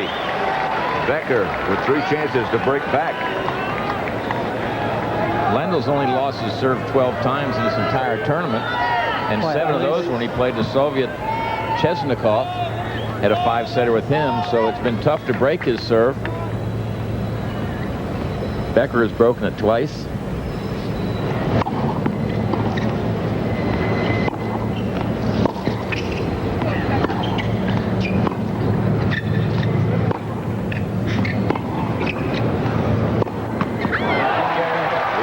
Again.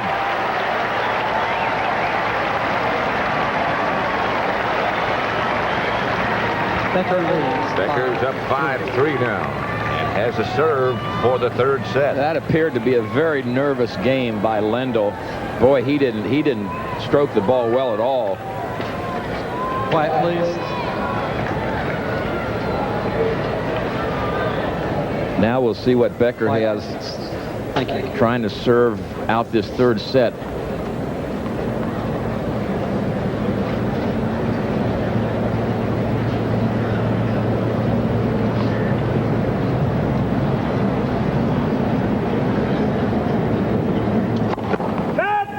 First. Great Don Budge and his wife Lori enjoying the tennis. First one to win the Grand Slam, 1938. Donated his 1938 Wimbledon trophy to the International Hall of Fame in Newport. It was a very nice gesture. 15. Another legend, Big Jake, Jack Kramer. And another legend, Bobby Riggs. Bobby went to Wimbledon the first time in 1939.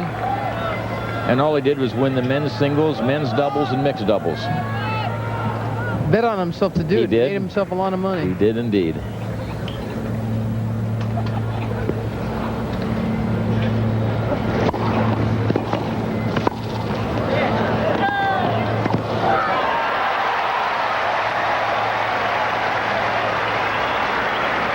Lendl has made him stretch, but he's been able to get there.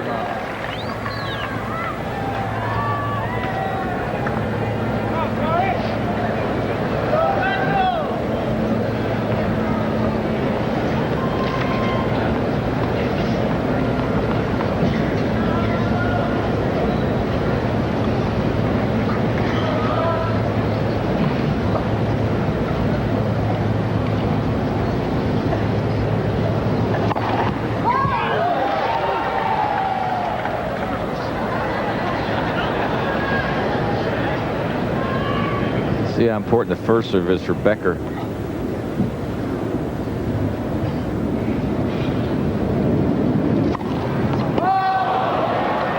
Number 8 in the double fault department.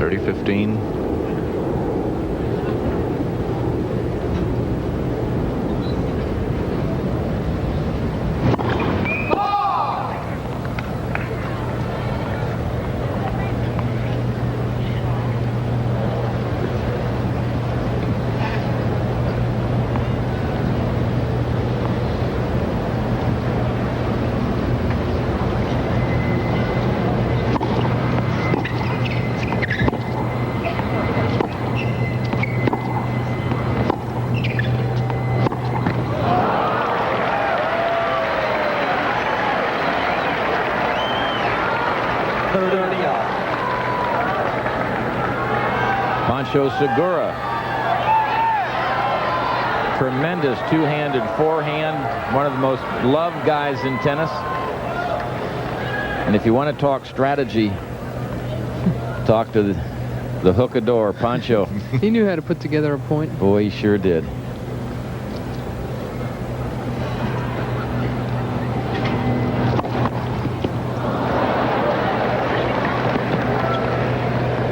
Look out here. It gets to tough second serves.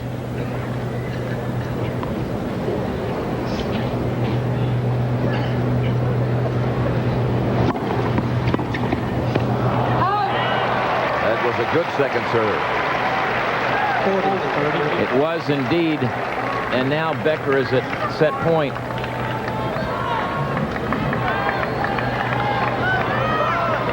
Let's see if he can come up with a big one. He's been having some success kicking the first one in there, getting it up high.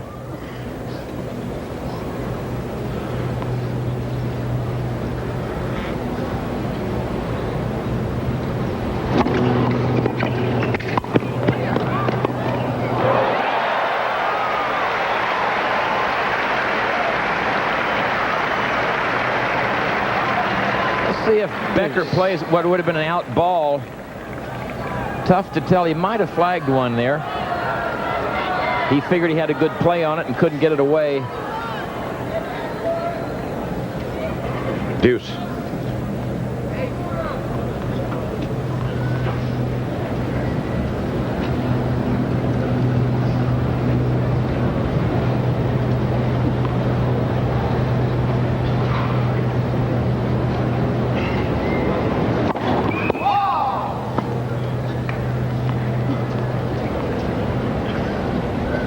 Ian Tiriac.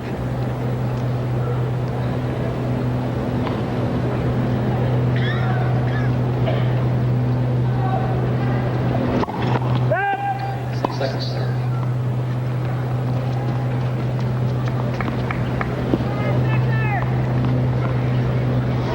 Pretty quiet in here with 20,000 people in it. It is right now.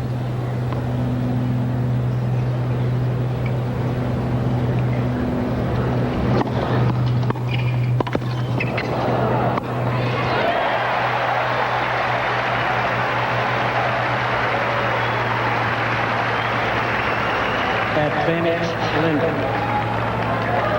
Here's Lendl. Pretty safe play on that high volley, and now he has break point. Trying to stay in his third set.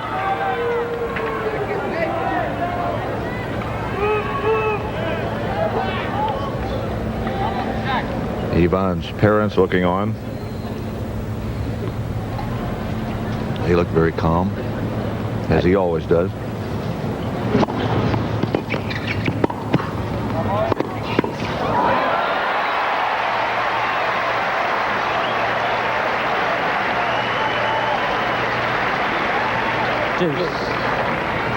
Nobody handles the heat the way Becker can at net.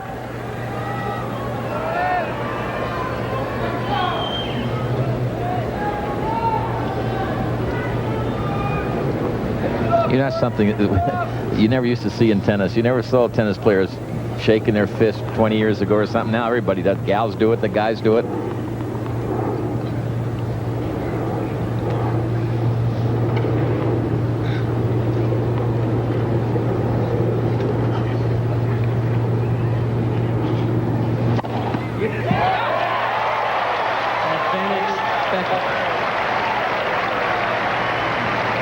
About as hard as the ball can be hit.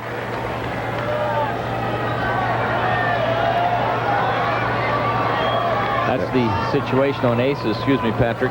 And it's set point.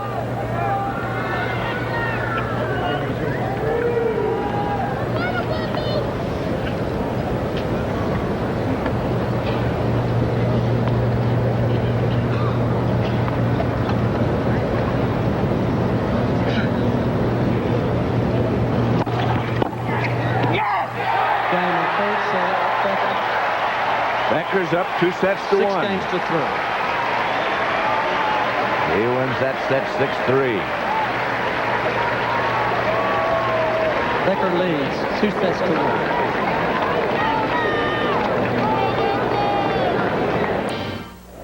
Quiet, please. That lucky old sun sinking over on the other side of Manhattan. As you look at the scores from around the league, boy, Steelers and Minnesota popping Houston. Fourth quarter, New England's gone back in front of the Jets. Raiders 40, San Diego 14. That's a bit of a shock. Philadelphia 24, Seattle 7. Here, Becker leads 2-1. Lendl serving the first game. The fourth set. Becker's won 4 of their 5 matches, which have gone 4 sets or more. He's won the last 4 of those. And he leads 2-1 in 5 setters.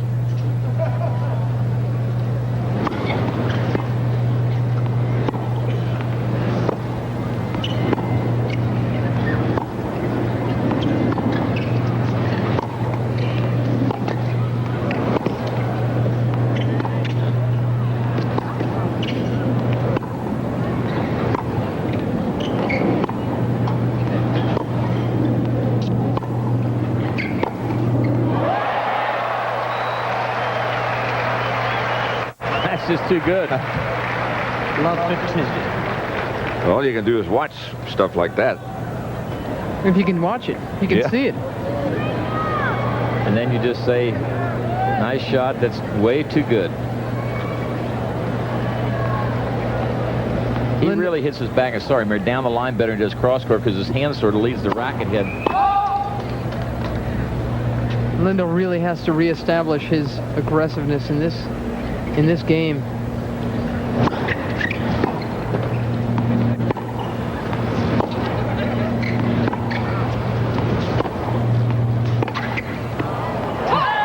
Becker just continues to dictate the points. And coming up later, 60 minutes as soon as the tennis is finished. Except on the West Coast, where you'll see it at its regular time. Mike Wallace enjoying the tennis, as he always does. Loves to play and loves to watch. Not afraid to ask questions.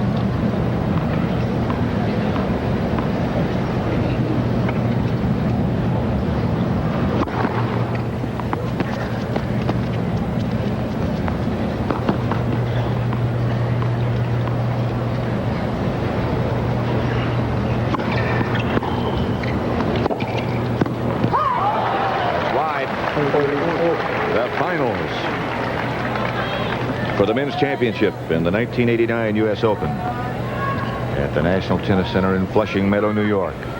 Ivan Lendl seated number 1. Boris Becker, his opponent, seated number 2. Becker's up 2-1. And he has a break point.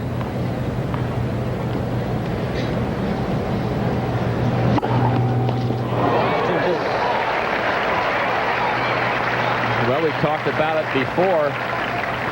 The ability to come up with a big shot when you need it, particularly on the serve. Both these players can do it.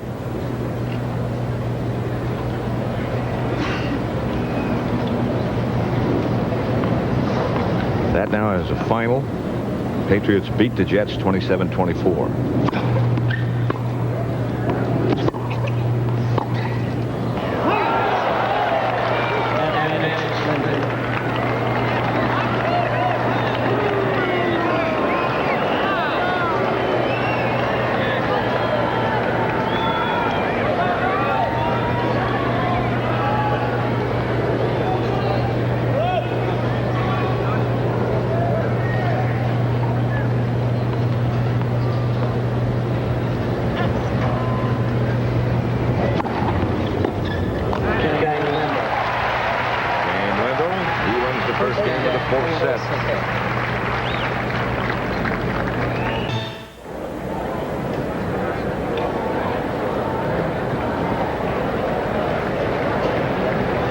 Becker leads in the men's championship final 2-1 and will serve at love 1 in the 4th set.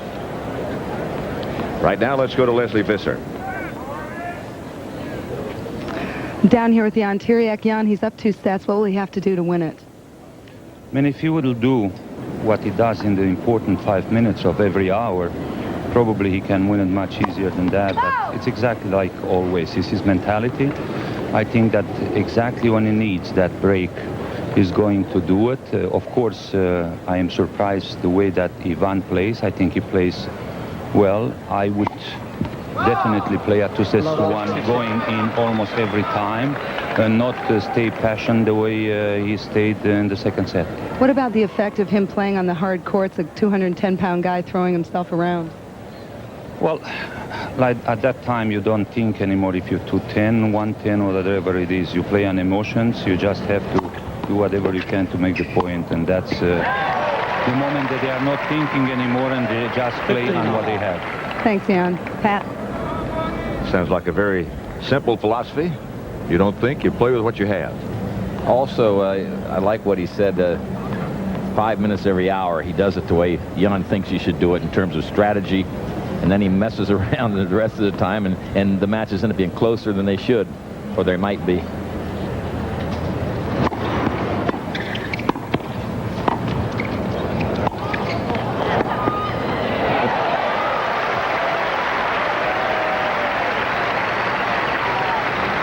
$15-30.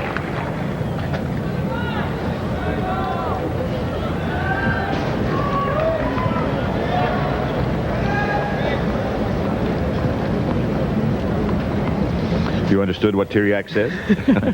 It's cryptic, but you do. He said he's a very wise man. Well, he understands the game very, very well. And he was a hard worker himself, and he feels sometimes that Boris is a little frivolous. He knows he's young and so forth and enjoying all his successes, but he just figures if you really stick to your P's and Q's a little bit better, he could get the job done more quickly, more often. That's good.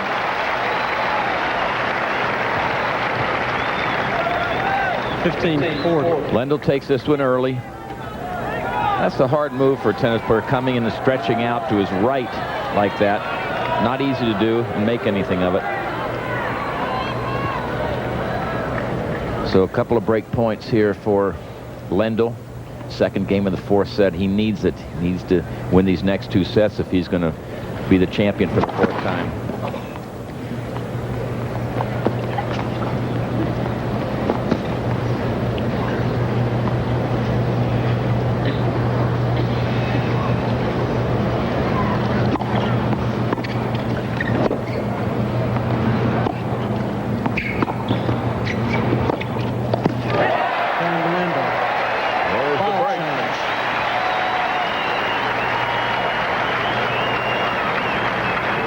Lendl leads. 2-love. 4th set. Here is a second look. Fairly deep approach, but not a lot of sting on it. And here's the Lendl forehand.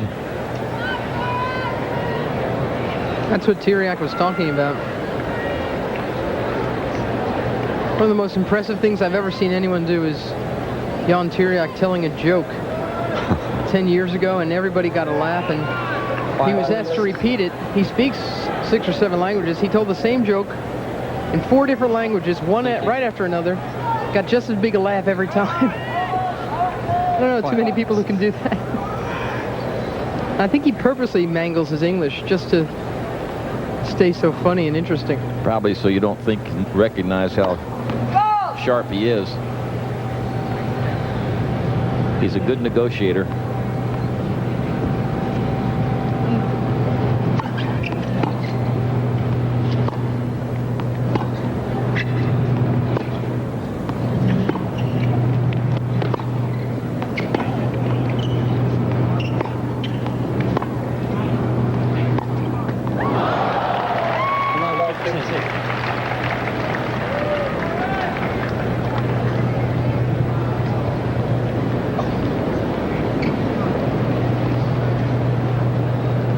Would you classify these two guys as friends, acquaintances?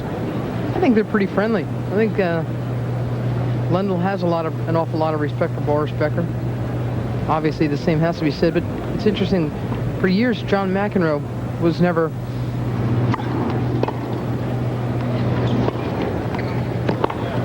For years, John McEnroe was never overwhelmingly impressed with Becker. He used to say things like, well, he's just a kid, and what does he know? What does he have to worry about outside of his tennis? But a couple of weeks ago, I was speaking with McEnroe, and Becker had just not only won Wimbledon, but had helped Germany win Davis Cup, and McEnroe could do nothing but admire him and respect him. Say, this guy has really shown me something. Lendl likes anybody who works as hard and is as responsible as Becker is.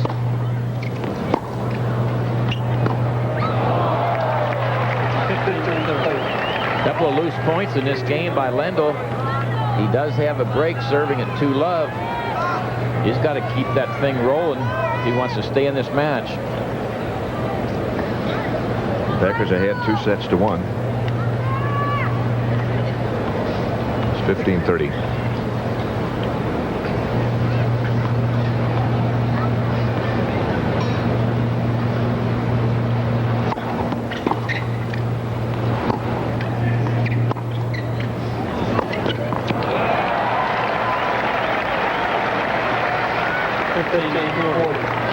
Now it's 2 break points for that young man.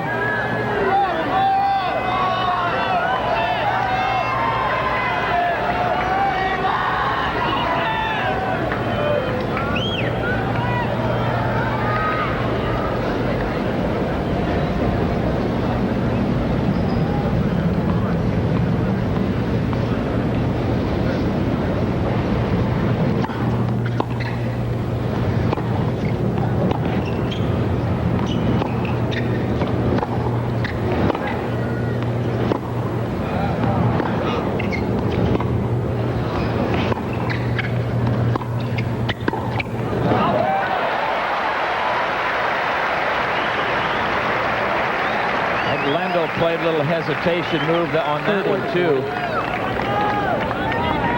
He bent down for that short ball, slid under the backhand, and waited, and then came in. I think he surprised Becker.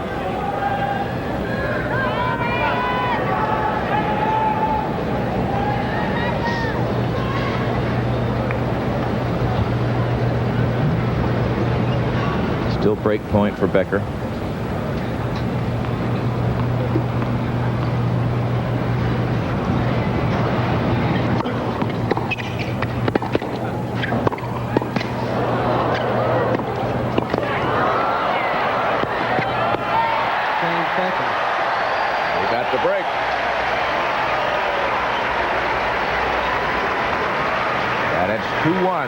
Lendl in the 4th set. Lendl leads 2-1.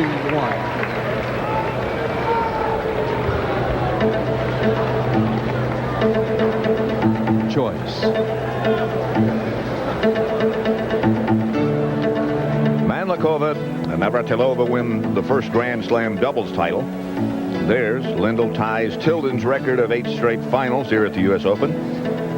And 13-year-old Jennifer Capriati won the Junior Girls Championship.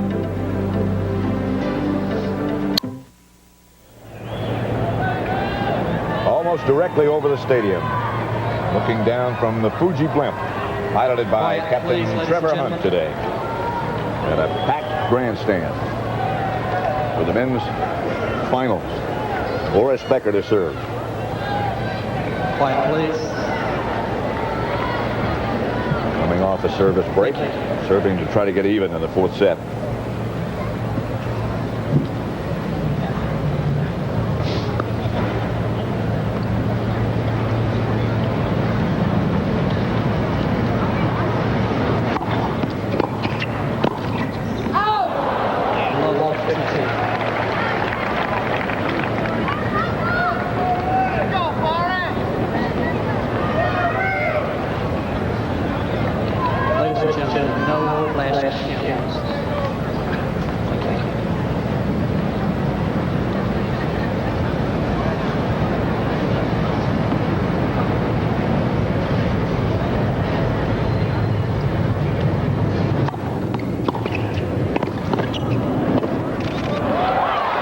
Missed it. 15 all.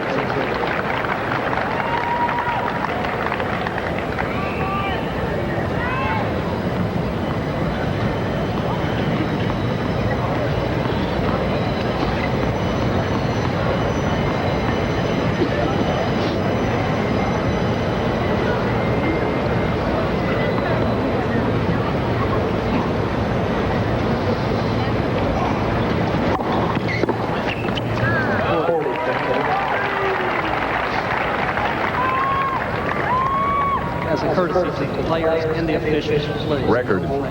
Records in the finals at the U.S. Open. Bill Tilden has the best. 7-3. Connors 5-2. McEnroe 4-1. Lendl 3-4. And Bjorn Borg never could get it done. Tried on 3 different surfaces 10 times. 11, including the one year he was in the qualifying. Never could win this title. Came close in 76 against Connors. He says, if I can have one match back in my career, I'd take that one back. I think that's one of the reasons he retired at an early age. He just figured he just wasn't going to win that event.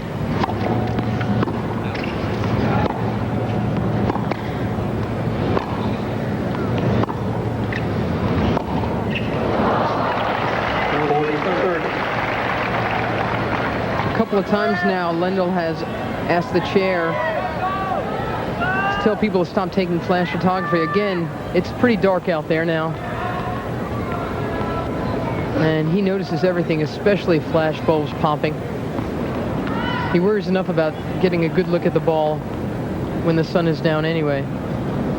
But you know, when you get the directions, one of those instant cameras that says this flash is good for 7 feet out in front of you, and they start at row 302. It's not like they're right in front of him.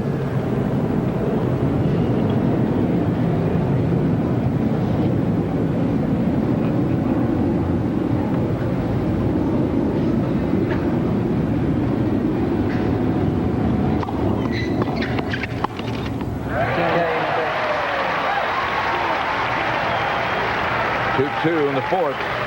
Becker is a night man. He's not staying in New York City. He's staying out in Long Island. But he says that on his days off, he's gone into the city. And he says, New York is great for about 3 weeks. Then he's pretty much had enough and needs a rest. He said he's decided to do what Jimmy Connors does at the U.S. Open. Try to enjoy it. Try to love it all, even with all of the aggravations and distractions. For the first time, he said that's what he's done this year. I love 15.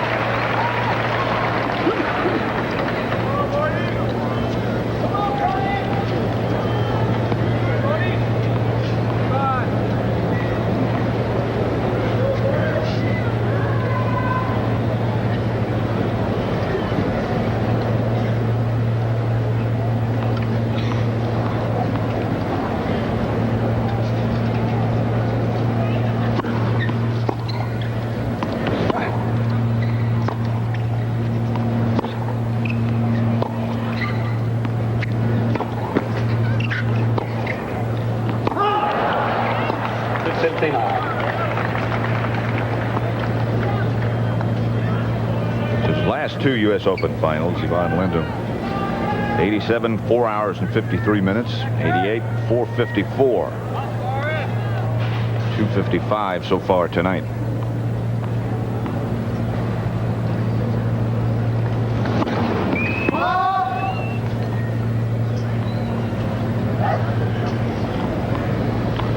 As soon as the tennis is over, 60 minutes will appear.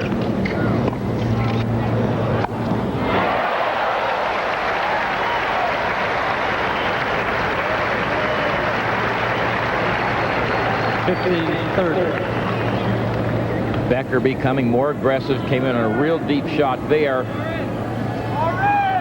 Puts the smash away. See how he kept his head up nicely for that one. Watched it all the way.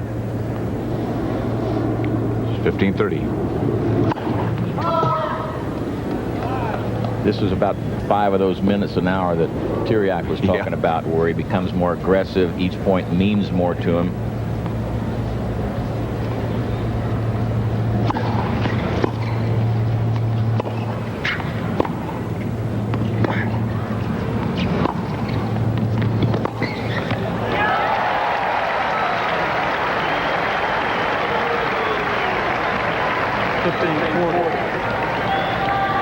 Two break points now. Becker applying some pressure now. What Tiriac says is if you do this when you know you really need it, why don't you do it the rest of the time? It obviously works for you. Pretty hard to do it all the time. Stay at that level.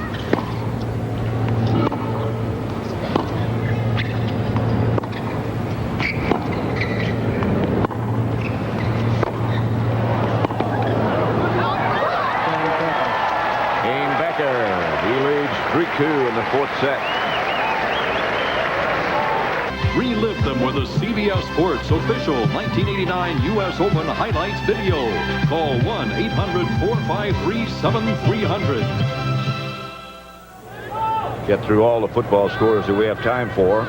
Saints beat the Cowboys. Thank you. Rams over Atlanta. Cardinals over the Lions. San Francisco beat Indianapolis. Tampa Bay by 2 over Green Bay. The Bears beat Cincinnati. Buffalo over Miami. Final score there, 51-0. Becker serving at 3-2. More scores to come. And again, Becker in a position where if he can hold 3 serves, he's the 1989 champion. New England beat the Jets. The Raiders beat San Diego, and the Eagles have defeated Seattle. That's the situation here in the men's final of the U.S. Open of 1989. Becker serving 3-2 for in the fourth set. He's up 2-1.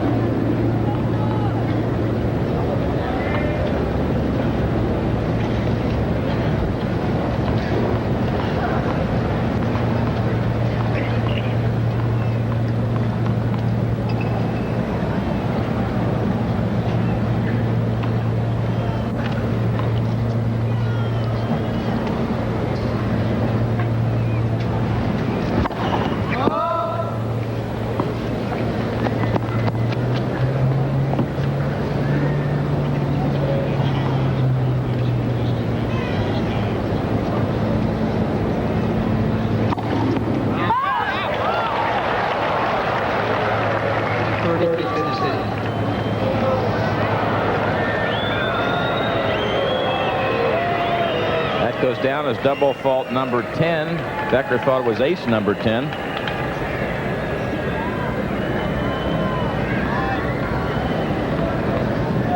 Close. No question about that. 30-15.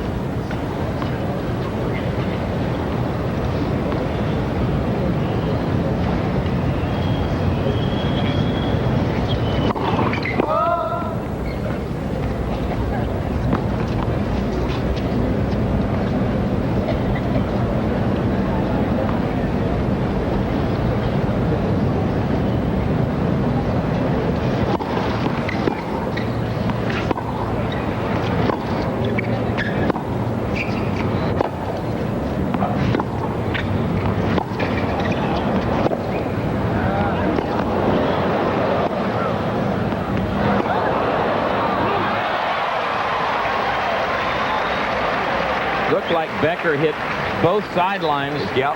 One of them twice. 40-15. There's one on the line, or so very close. This one on the line. Quiet, please.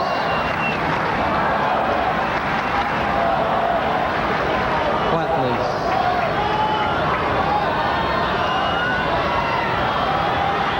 We did the WCT in Dallas.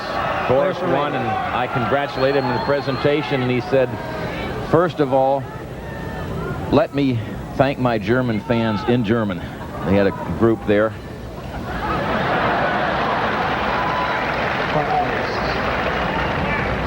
Thank you.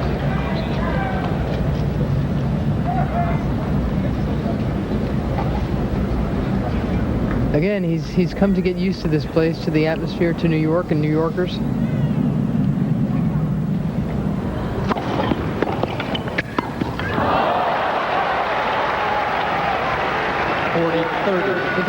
If he does win this, he'll be the youngest at 21 to win it since 9 years ago when John McEnroe did it at that age. This is not a tournament for teenagers. It takes more than great tennis to win here. It takes 2 weeks of character and discipline and concentration. Fitness.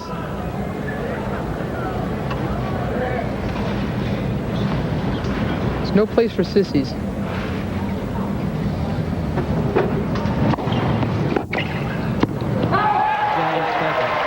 Becker. He leads 4-2. This is the 4th set of the men's final at the National Tennis Center in Flushing Meadow, New York. And Boris Becker leads 4-2 in the 4th. One more game. And 2-1.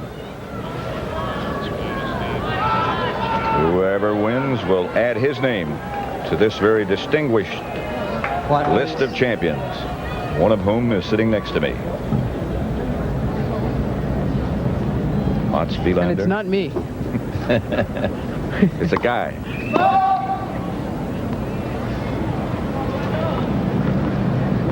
Pat Summerall, Tony Trabert, and Mary Carrillo. Yes, sir.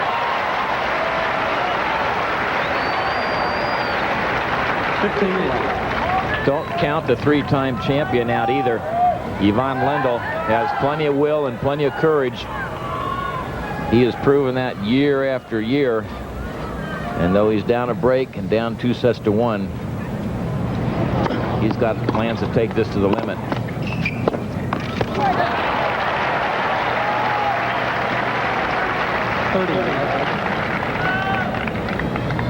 Lendl's career losses at the Open.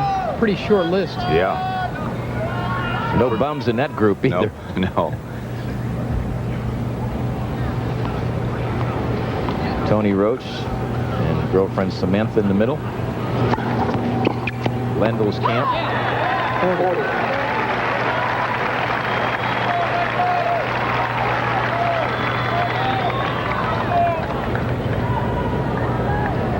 There's Karen Schultz, Boris Becker's girlfriend.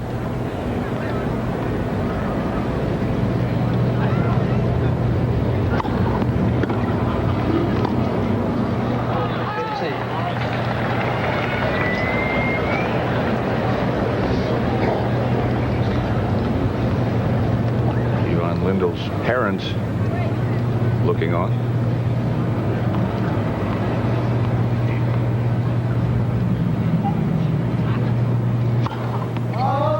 He's made them proud. Certainly has.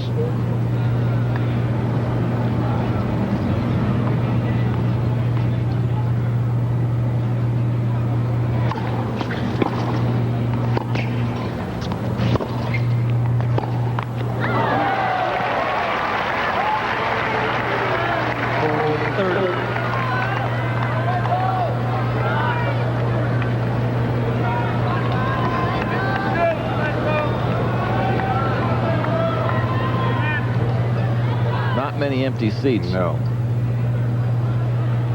The outer courts.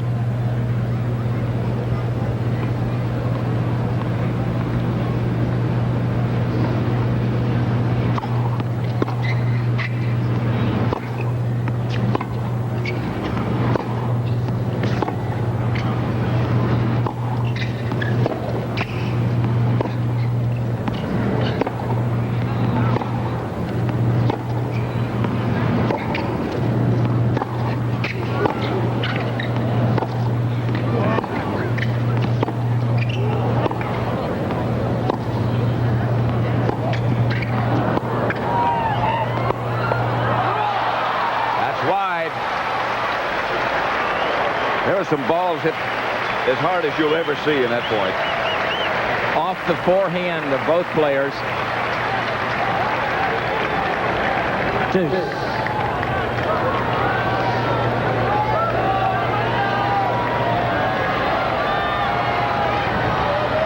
Be just about curtains for Lendl if he can't hold on here. He had 40-15. It's now deuce.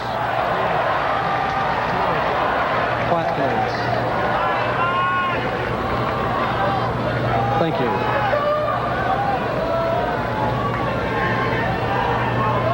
Quiet, please.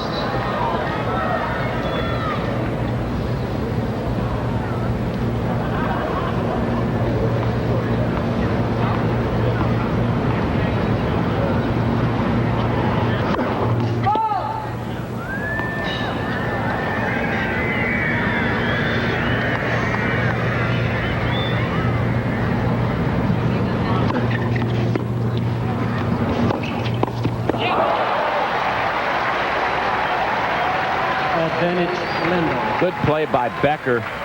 Didn't get the approach quite deep enough, but boy, that instant pressure can really pay off in this crucial time of the match.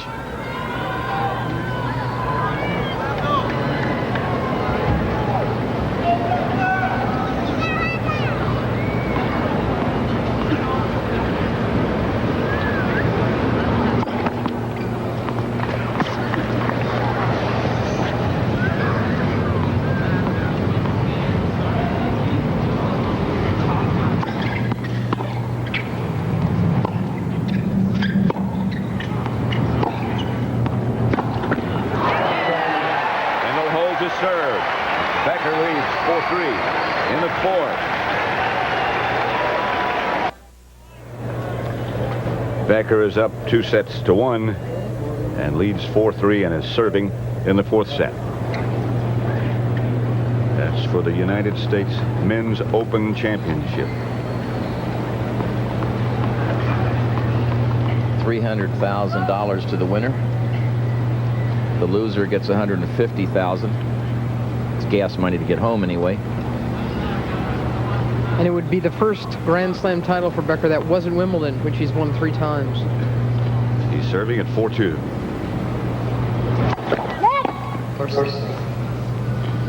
Just put on a dry shirt. 4-3.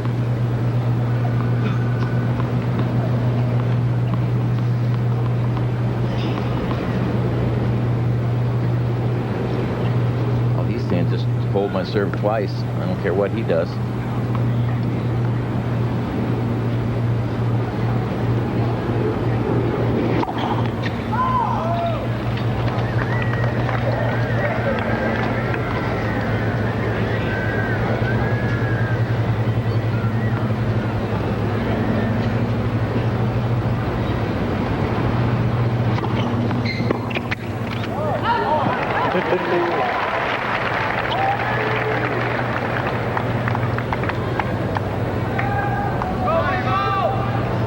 Becker lost the second set, and he only went to the net 7 times. The other sets where he was won or is leading, he's been in the net a lot more. So that the set he chose to stay back and rally, he didn't do so well. Well, that was his hurt set, too, and he was only serving at 40%. He's up to 60% right now. Again, this year, Unisys computers are supporting scoring and statistic efforts for the U.S. Open.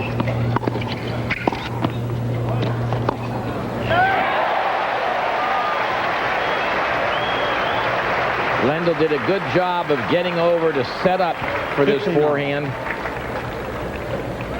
Still quick enough to get across court. Racket's back. Threads the needle. Again, watch the racket preparation on the run, preparing as he goes. So when he arrives, all he has left to do is pull the trigger, swing at it. 15 all.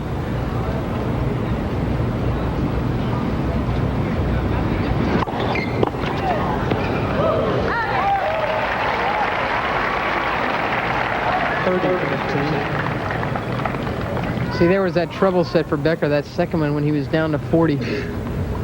That's good serve when you're up around the 60. Of course, the 75 for Lendl in the third set is excellent.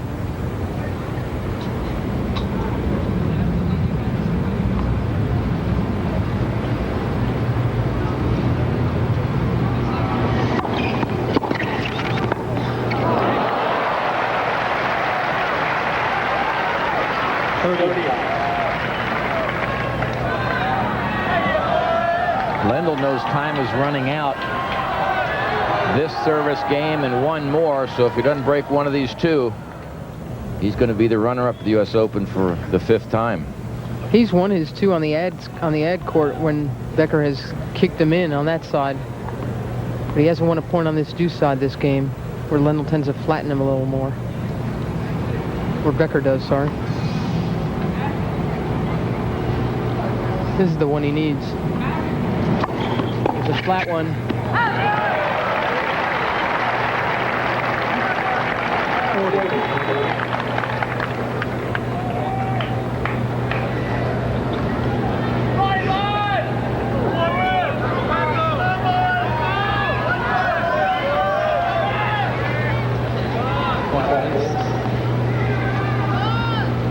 Lendl's hoping here, I'm sure, that Becker high kicks another one to him. Becker's favorite serve in the ad court is a slider down the center.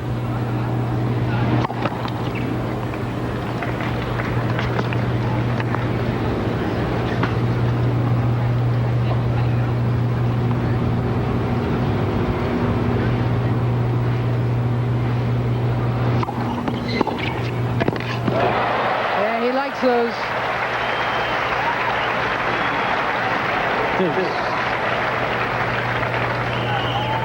It's really something, isn't it? And it's the battle we discussed right from the start. He drives forward, though he goes underneath that backhand return sometimes. He drives it forward, doesn't just chop down the back of it, so he's got all spin and no speed. So he does get some pace on that return. The Lendl camp looking very concerned.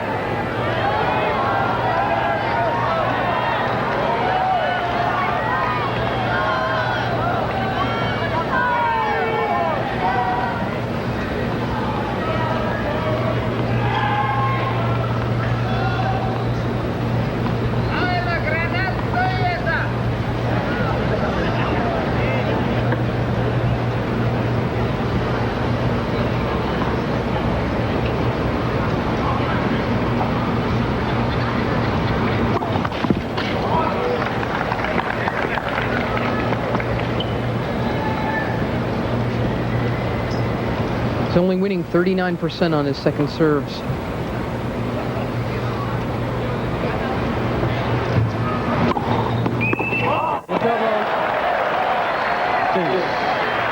at deuce. It's 11 double faults for Becker. He's up 2-1.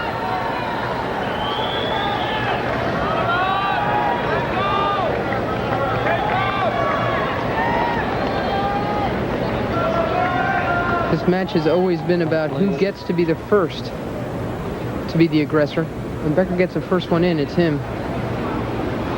As soon as he puts in a second serve, it's Lendl's turn.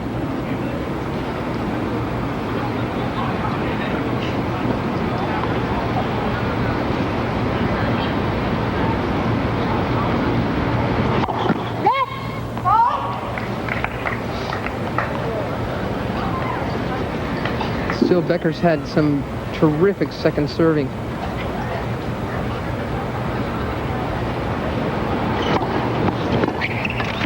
That's too good.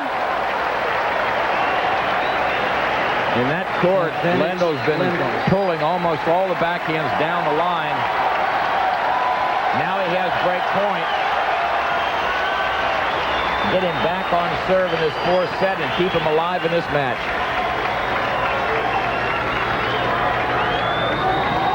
That was a pretty good serve, too. It was.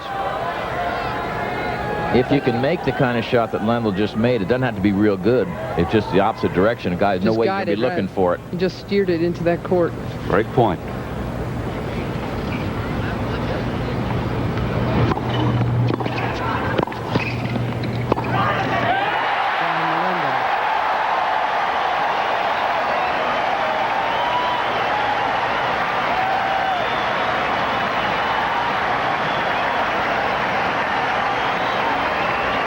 Really something, a great return, dipping, and when Becker volleyed up, Lendl had the shot.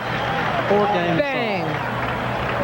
See how well he stayed down for that shot. He didn't panic. Quiet, please. Mechanically, very sound. It's level at 4-all in the fourth set. So many players get yippy at that moment, pull up. Or peak. Or peak.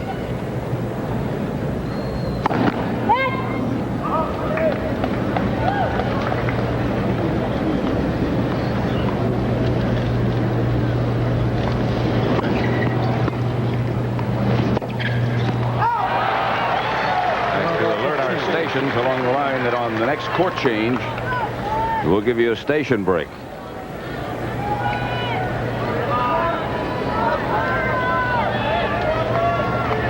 Lendl upset about missing that passing shot because Becker's approach hit on the service line, very short.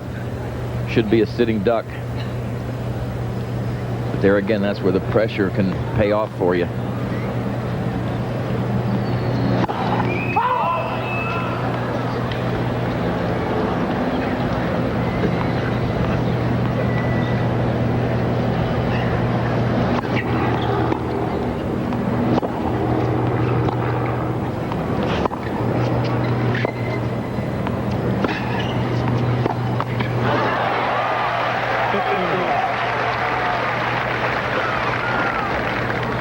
After tennis, next 60 minutes, except in the Mountain and Pacific time zones. That's Don Hewitt, the executive producer of 60 Minutes. It's so long, so successful.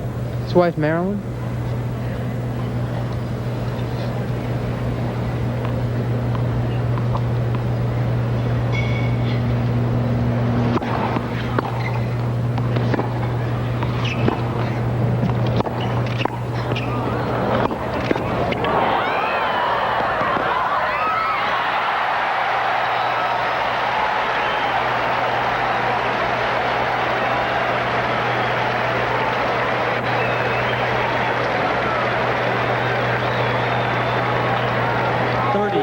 This is just sheer power. I'm not sure whether that ball was good or not, but Becker wisely bailed out of there.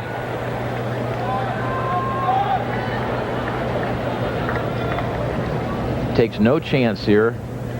Early preparation. All Lendl had to worry about is don't touch the net. And Boris, no thanks.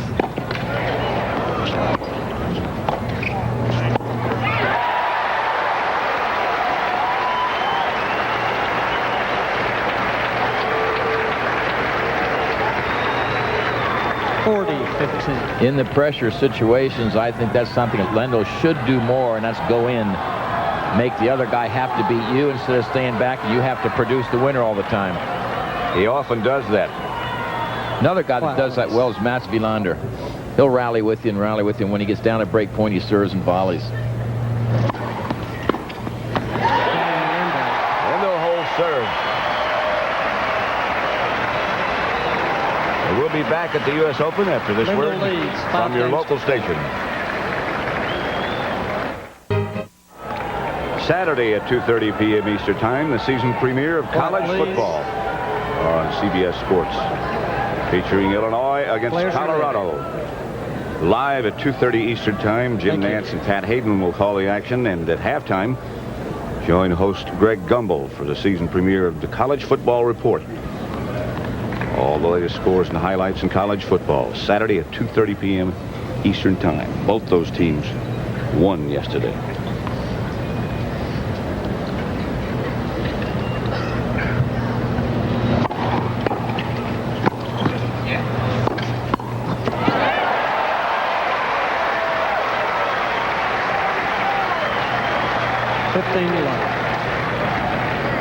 I have to admire the recuperative power of both of these two. Just keep coming back like this. And to produce. You know, Lendl was down. He produces the shots to break. And here's Becker, just comes up with a terrific volley.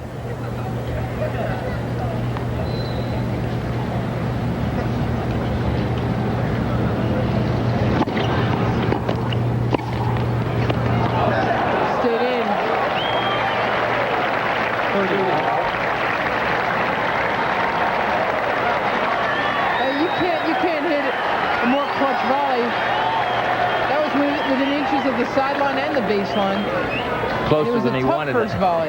So yeah, but and he had to dig it too. He had to hit that up.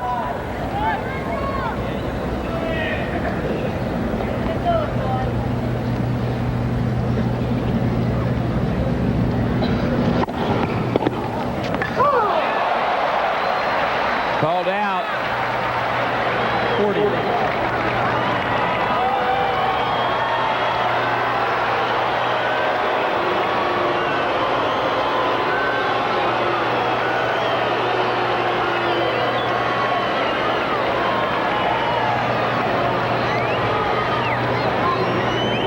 So that wide. And you're not rushing inside at all.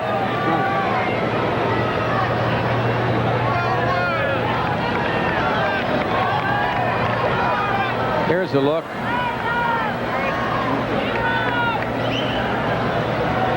Looked wide, but it's so close. It's so difficult to tell, I think, on these replays.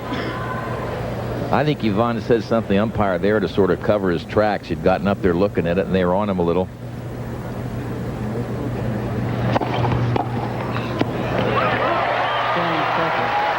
Becker 5-all. 5 games on.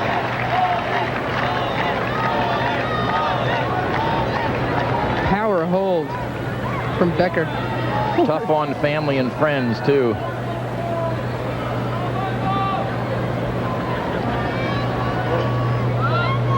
That guy does not have healthy pink lungs.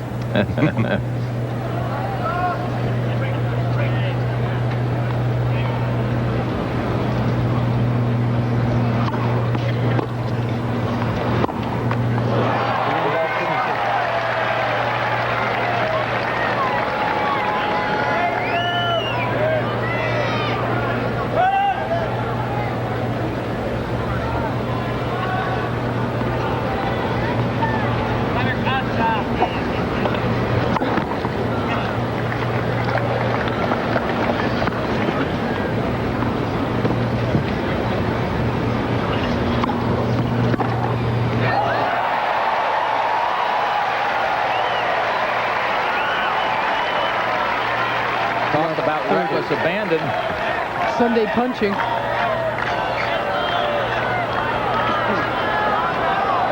That is some shot. Quiet, please. He liked it, too.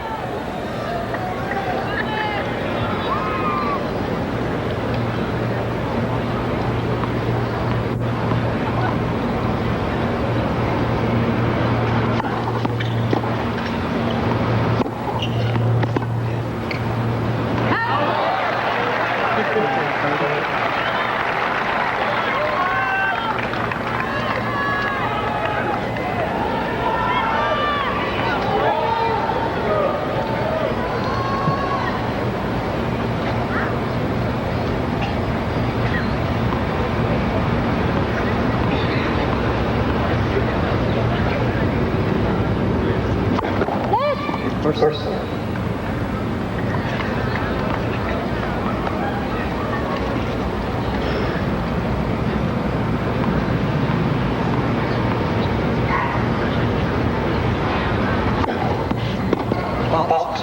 Oh, come on.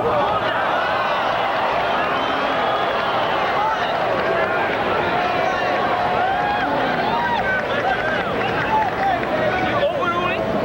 Linesman was onside. Quiet, please. Linesman was unsighted, which means that Becker got in the way of the linesman as he went out to make that shot. So the umpire made the call.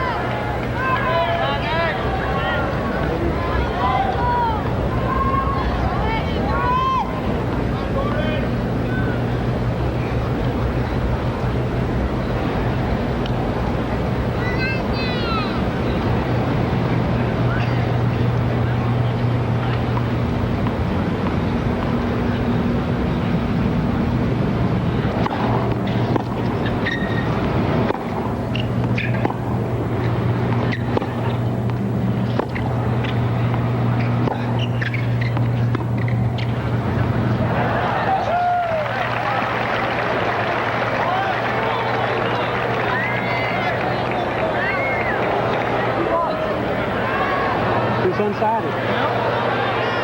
He didn't see the ball. The linesman was unsighted. He didn't see it. I called it out. It was wide.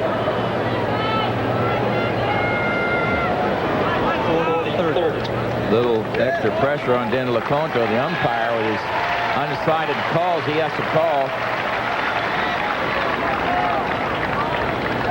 Lendl has the advantage trying to go to 6-5 in the fourth set. Becker leads 2-1.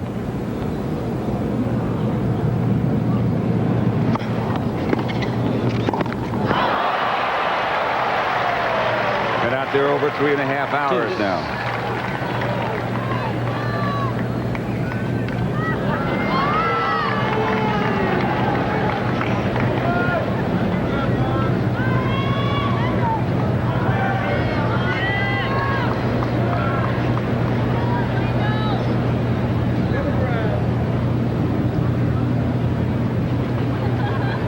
Well, he made a pit stop, didn't he? Yeah. Got some water, got a towel.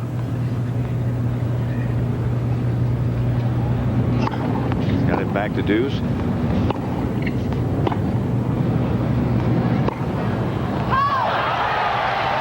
he's got a break point.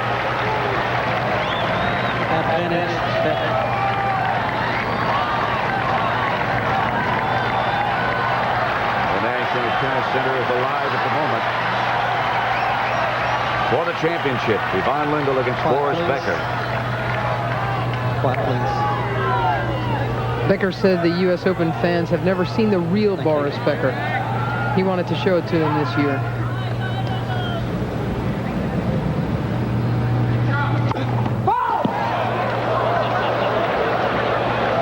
He's for real, all right. Doing get a look at a second serve. It's going to be high on his backhand side. You can pretty much bet on that, unless he runs around it.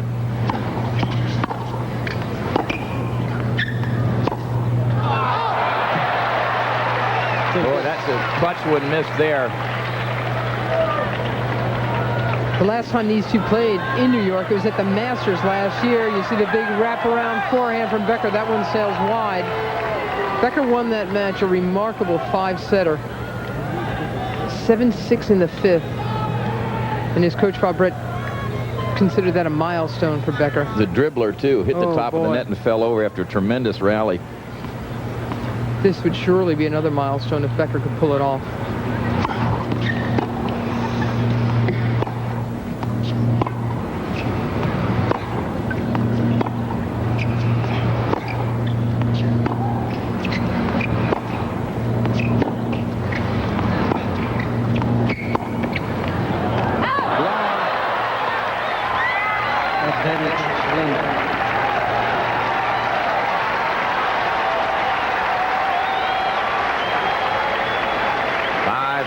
In the fourth set.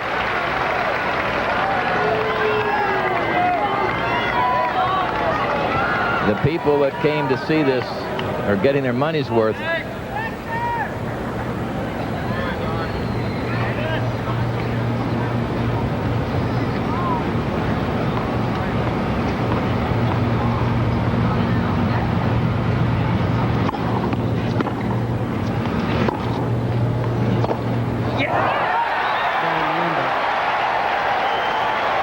To Lendl, he leads 6-5 in the fourth. Lendl leads 6. This tournament started 2 weeks ago. Yesterday, Steffi Graf won the women's championship. And it's all come down to this right now between Becker and Lendl.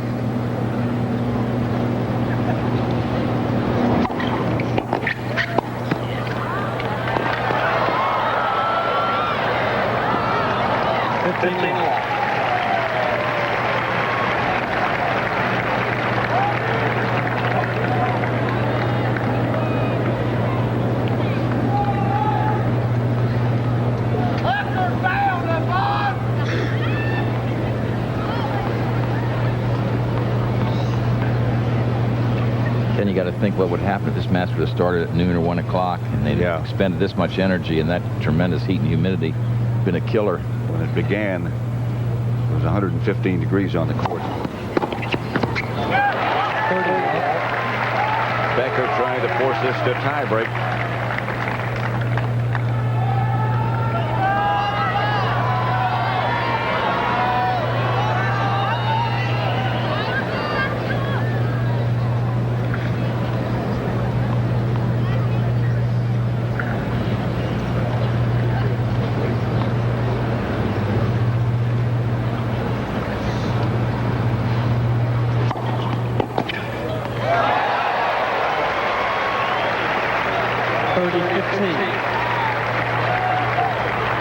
Watch the quick hands.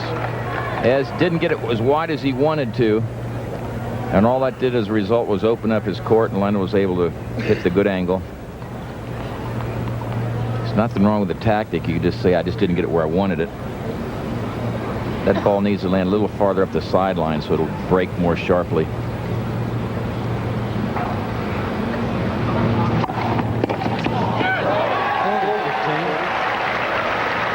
Again, a big serve when he needed it.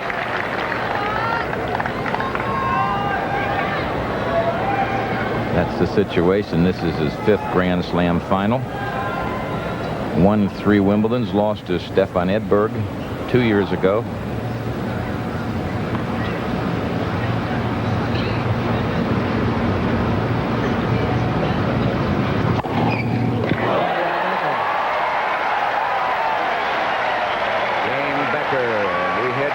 Tiebreak. That's his 10th ace. 6 games all tiebreak. Now we get down to a tight situation. The first player to win 7 points with at least a 2-point advantage will be the winner. If it's Becker, he'll be our '89 champion. If it's Lendl, we'll go to the 5th and final set. first set went to a tie break, which was won by Becker, 7 points to 2. Yeah, he got out to a 5-0 lead in that one.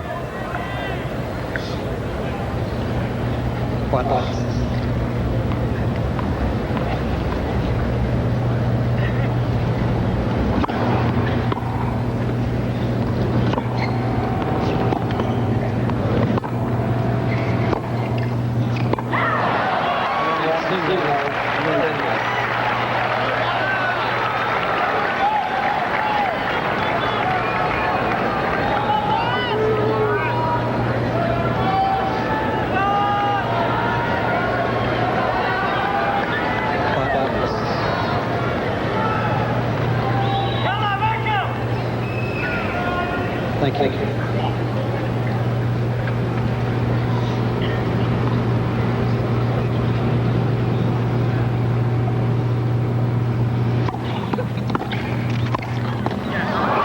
He missed it. 2-0, Lendl.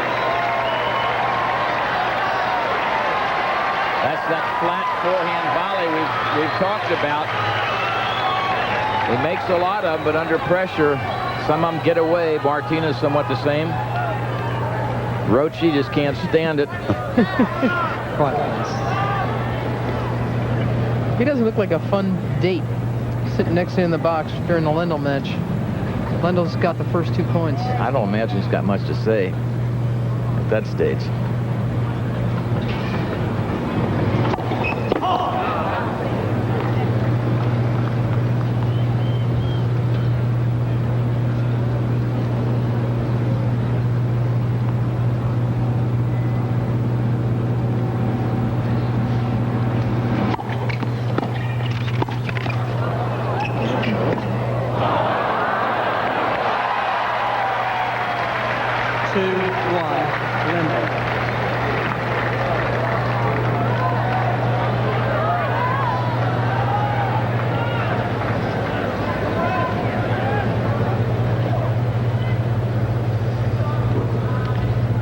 Head-to-head in tie breaks. Becker leads 7-4, including the first set today. 2-1 now, Lendl.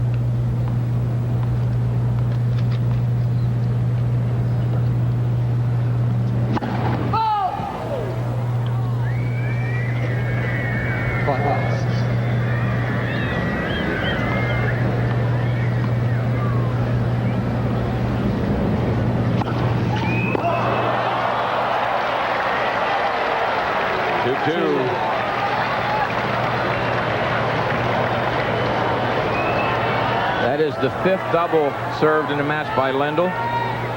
He has served 4 aces. Disgusted with himself right now.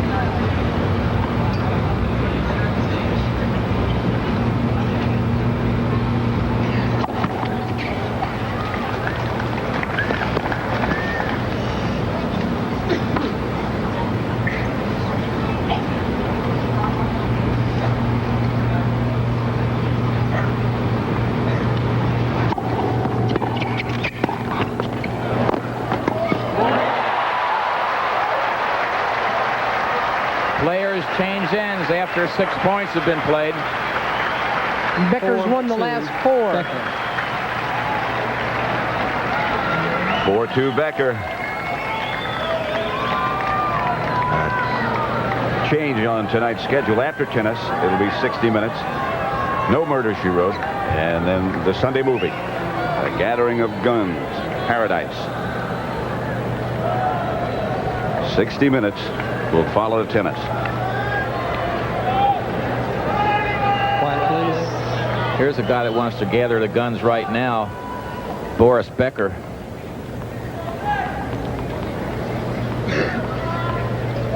Three tiny little points away from being the '89 Open champion.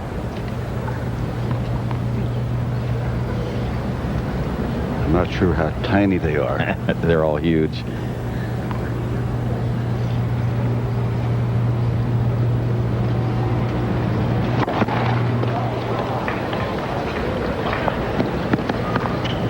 Hit the net cord like a rifle crack.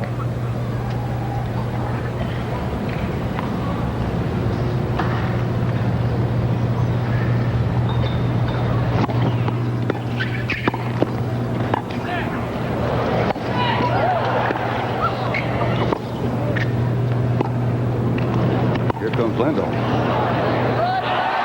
It was out. Good play by Lendl. 4-3. Becker. His lob was good enough that Becker couldn't get a real good piece of it on his smash.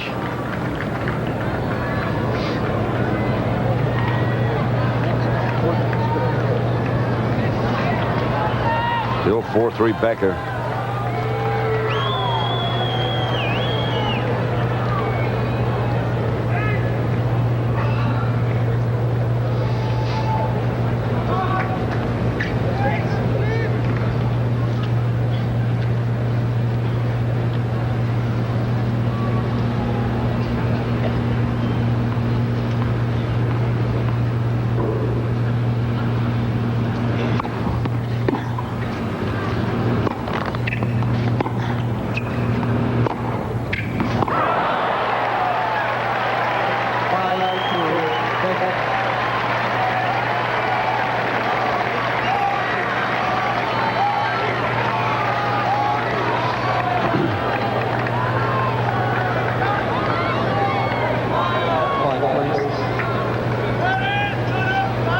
Thank you.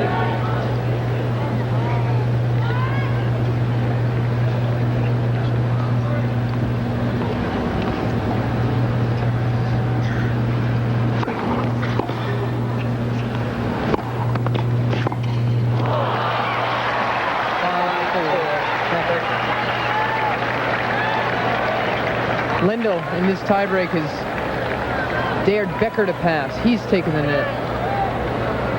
Bold play for a man who doesn't go to the net with any kind of real instinct. Remember, the first to 7, the margin of 2, wins the tiebreak. Quiet, please.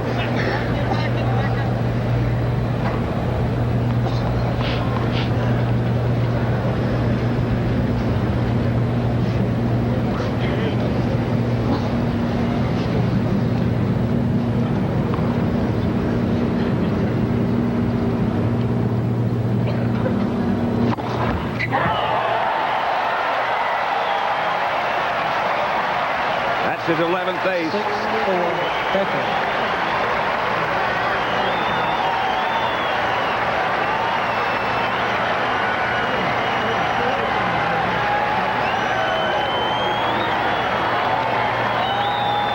And his first match point.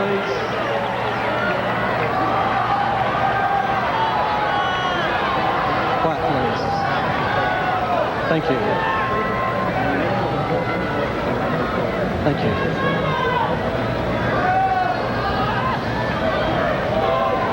Quiet, please.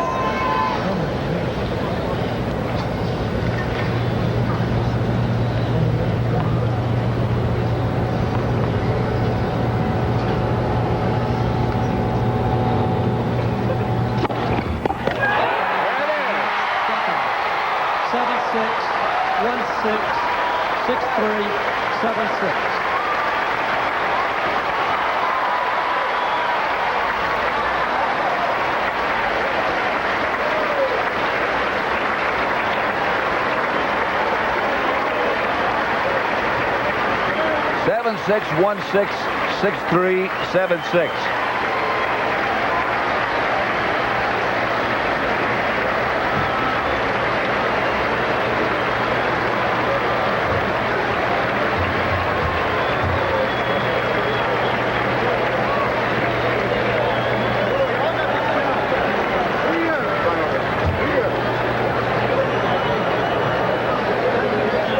Tremendous serving when he needed it. He was able to call upon that all night long, this man. What a win against one of the toughest returners in the game.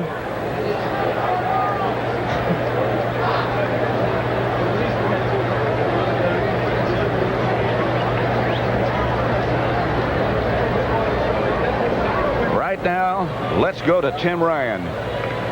All right, Pat, this toughest tournament in tennis coming down to a thriller, a tie-break finish, and you cannot ask for more than that in a men's championship final. Boris Becker, the Wimbledon champion, prevailing here against a three-time champion, Ivan Lendl. And so for all of us who have had the privilege of bringing you this great excitement, we wish you all a very pleasant good evening and look forward to next year's United States Open Tennis Championships.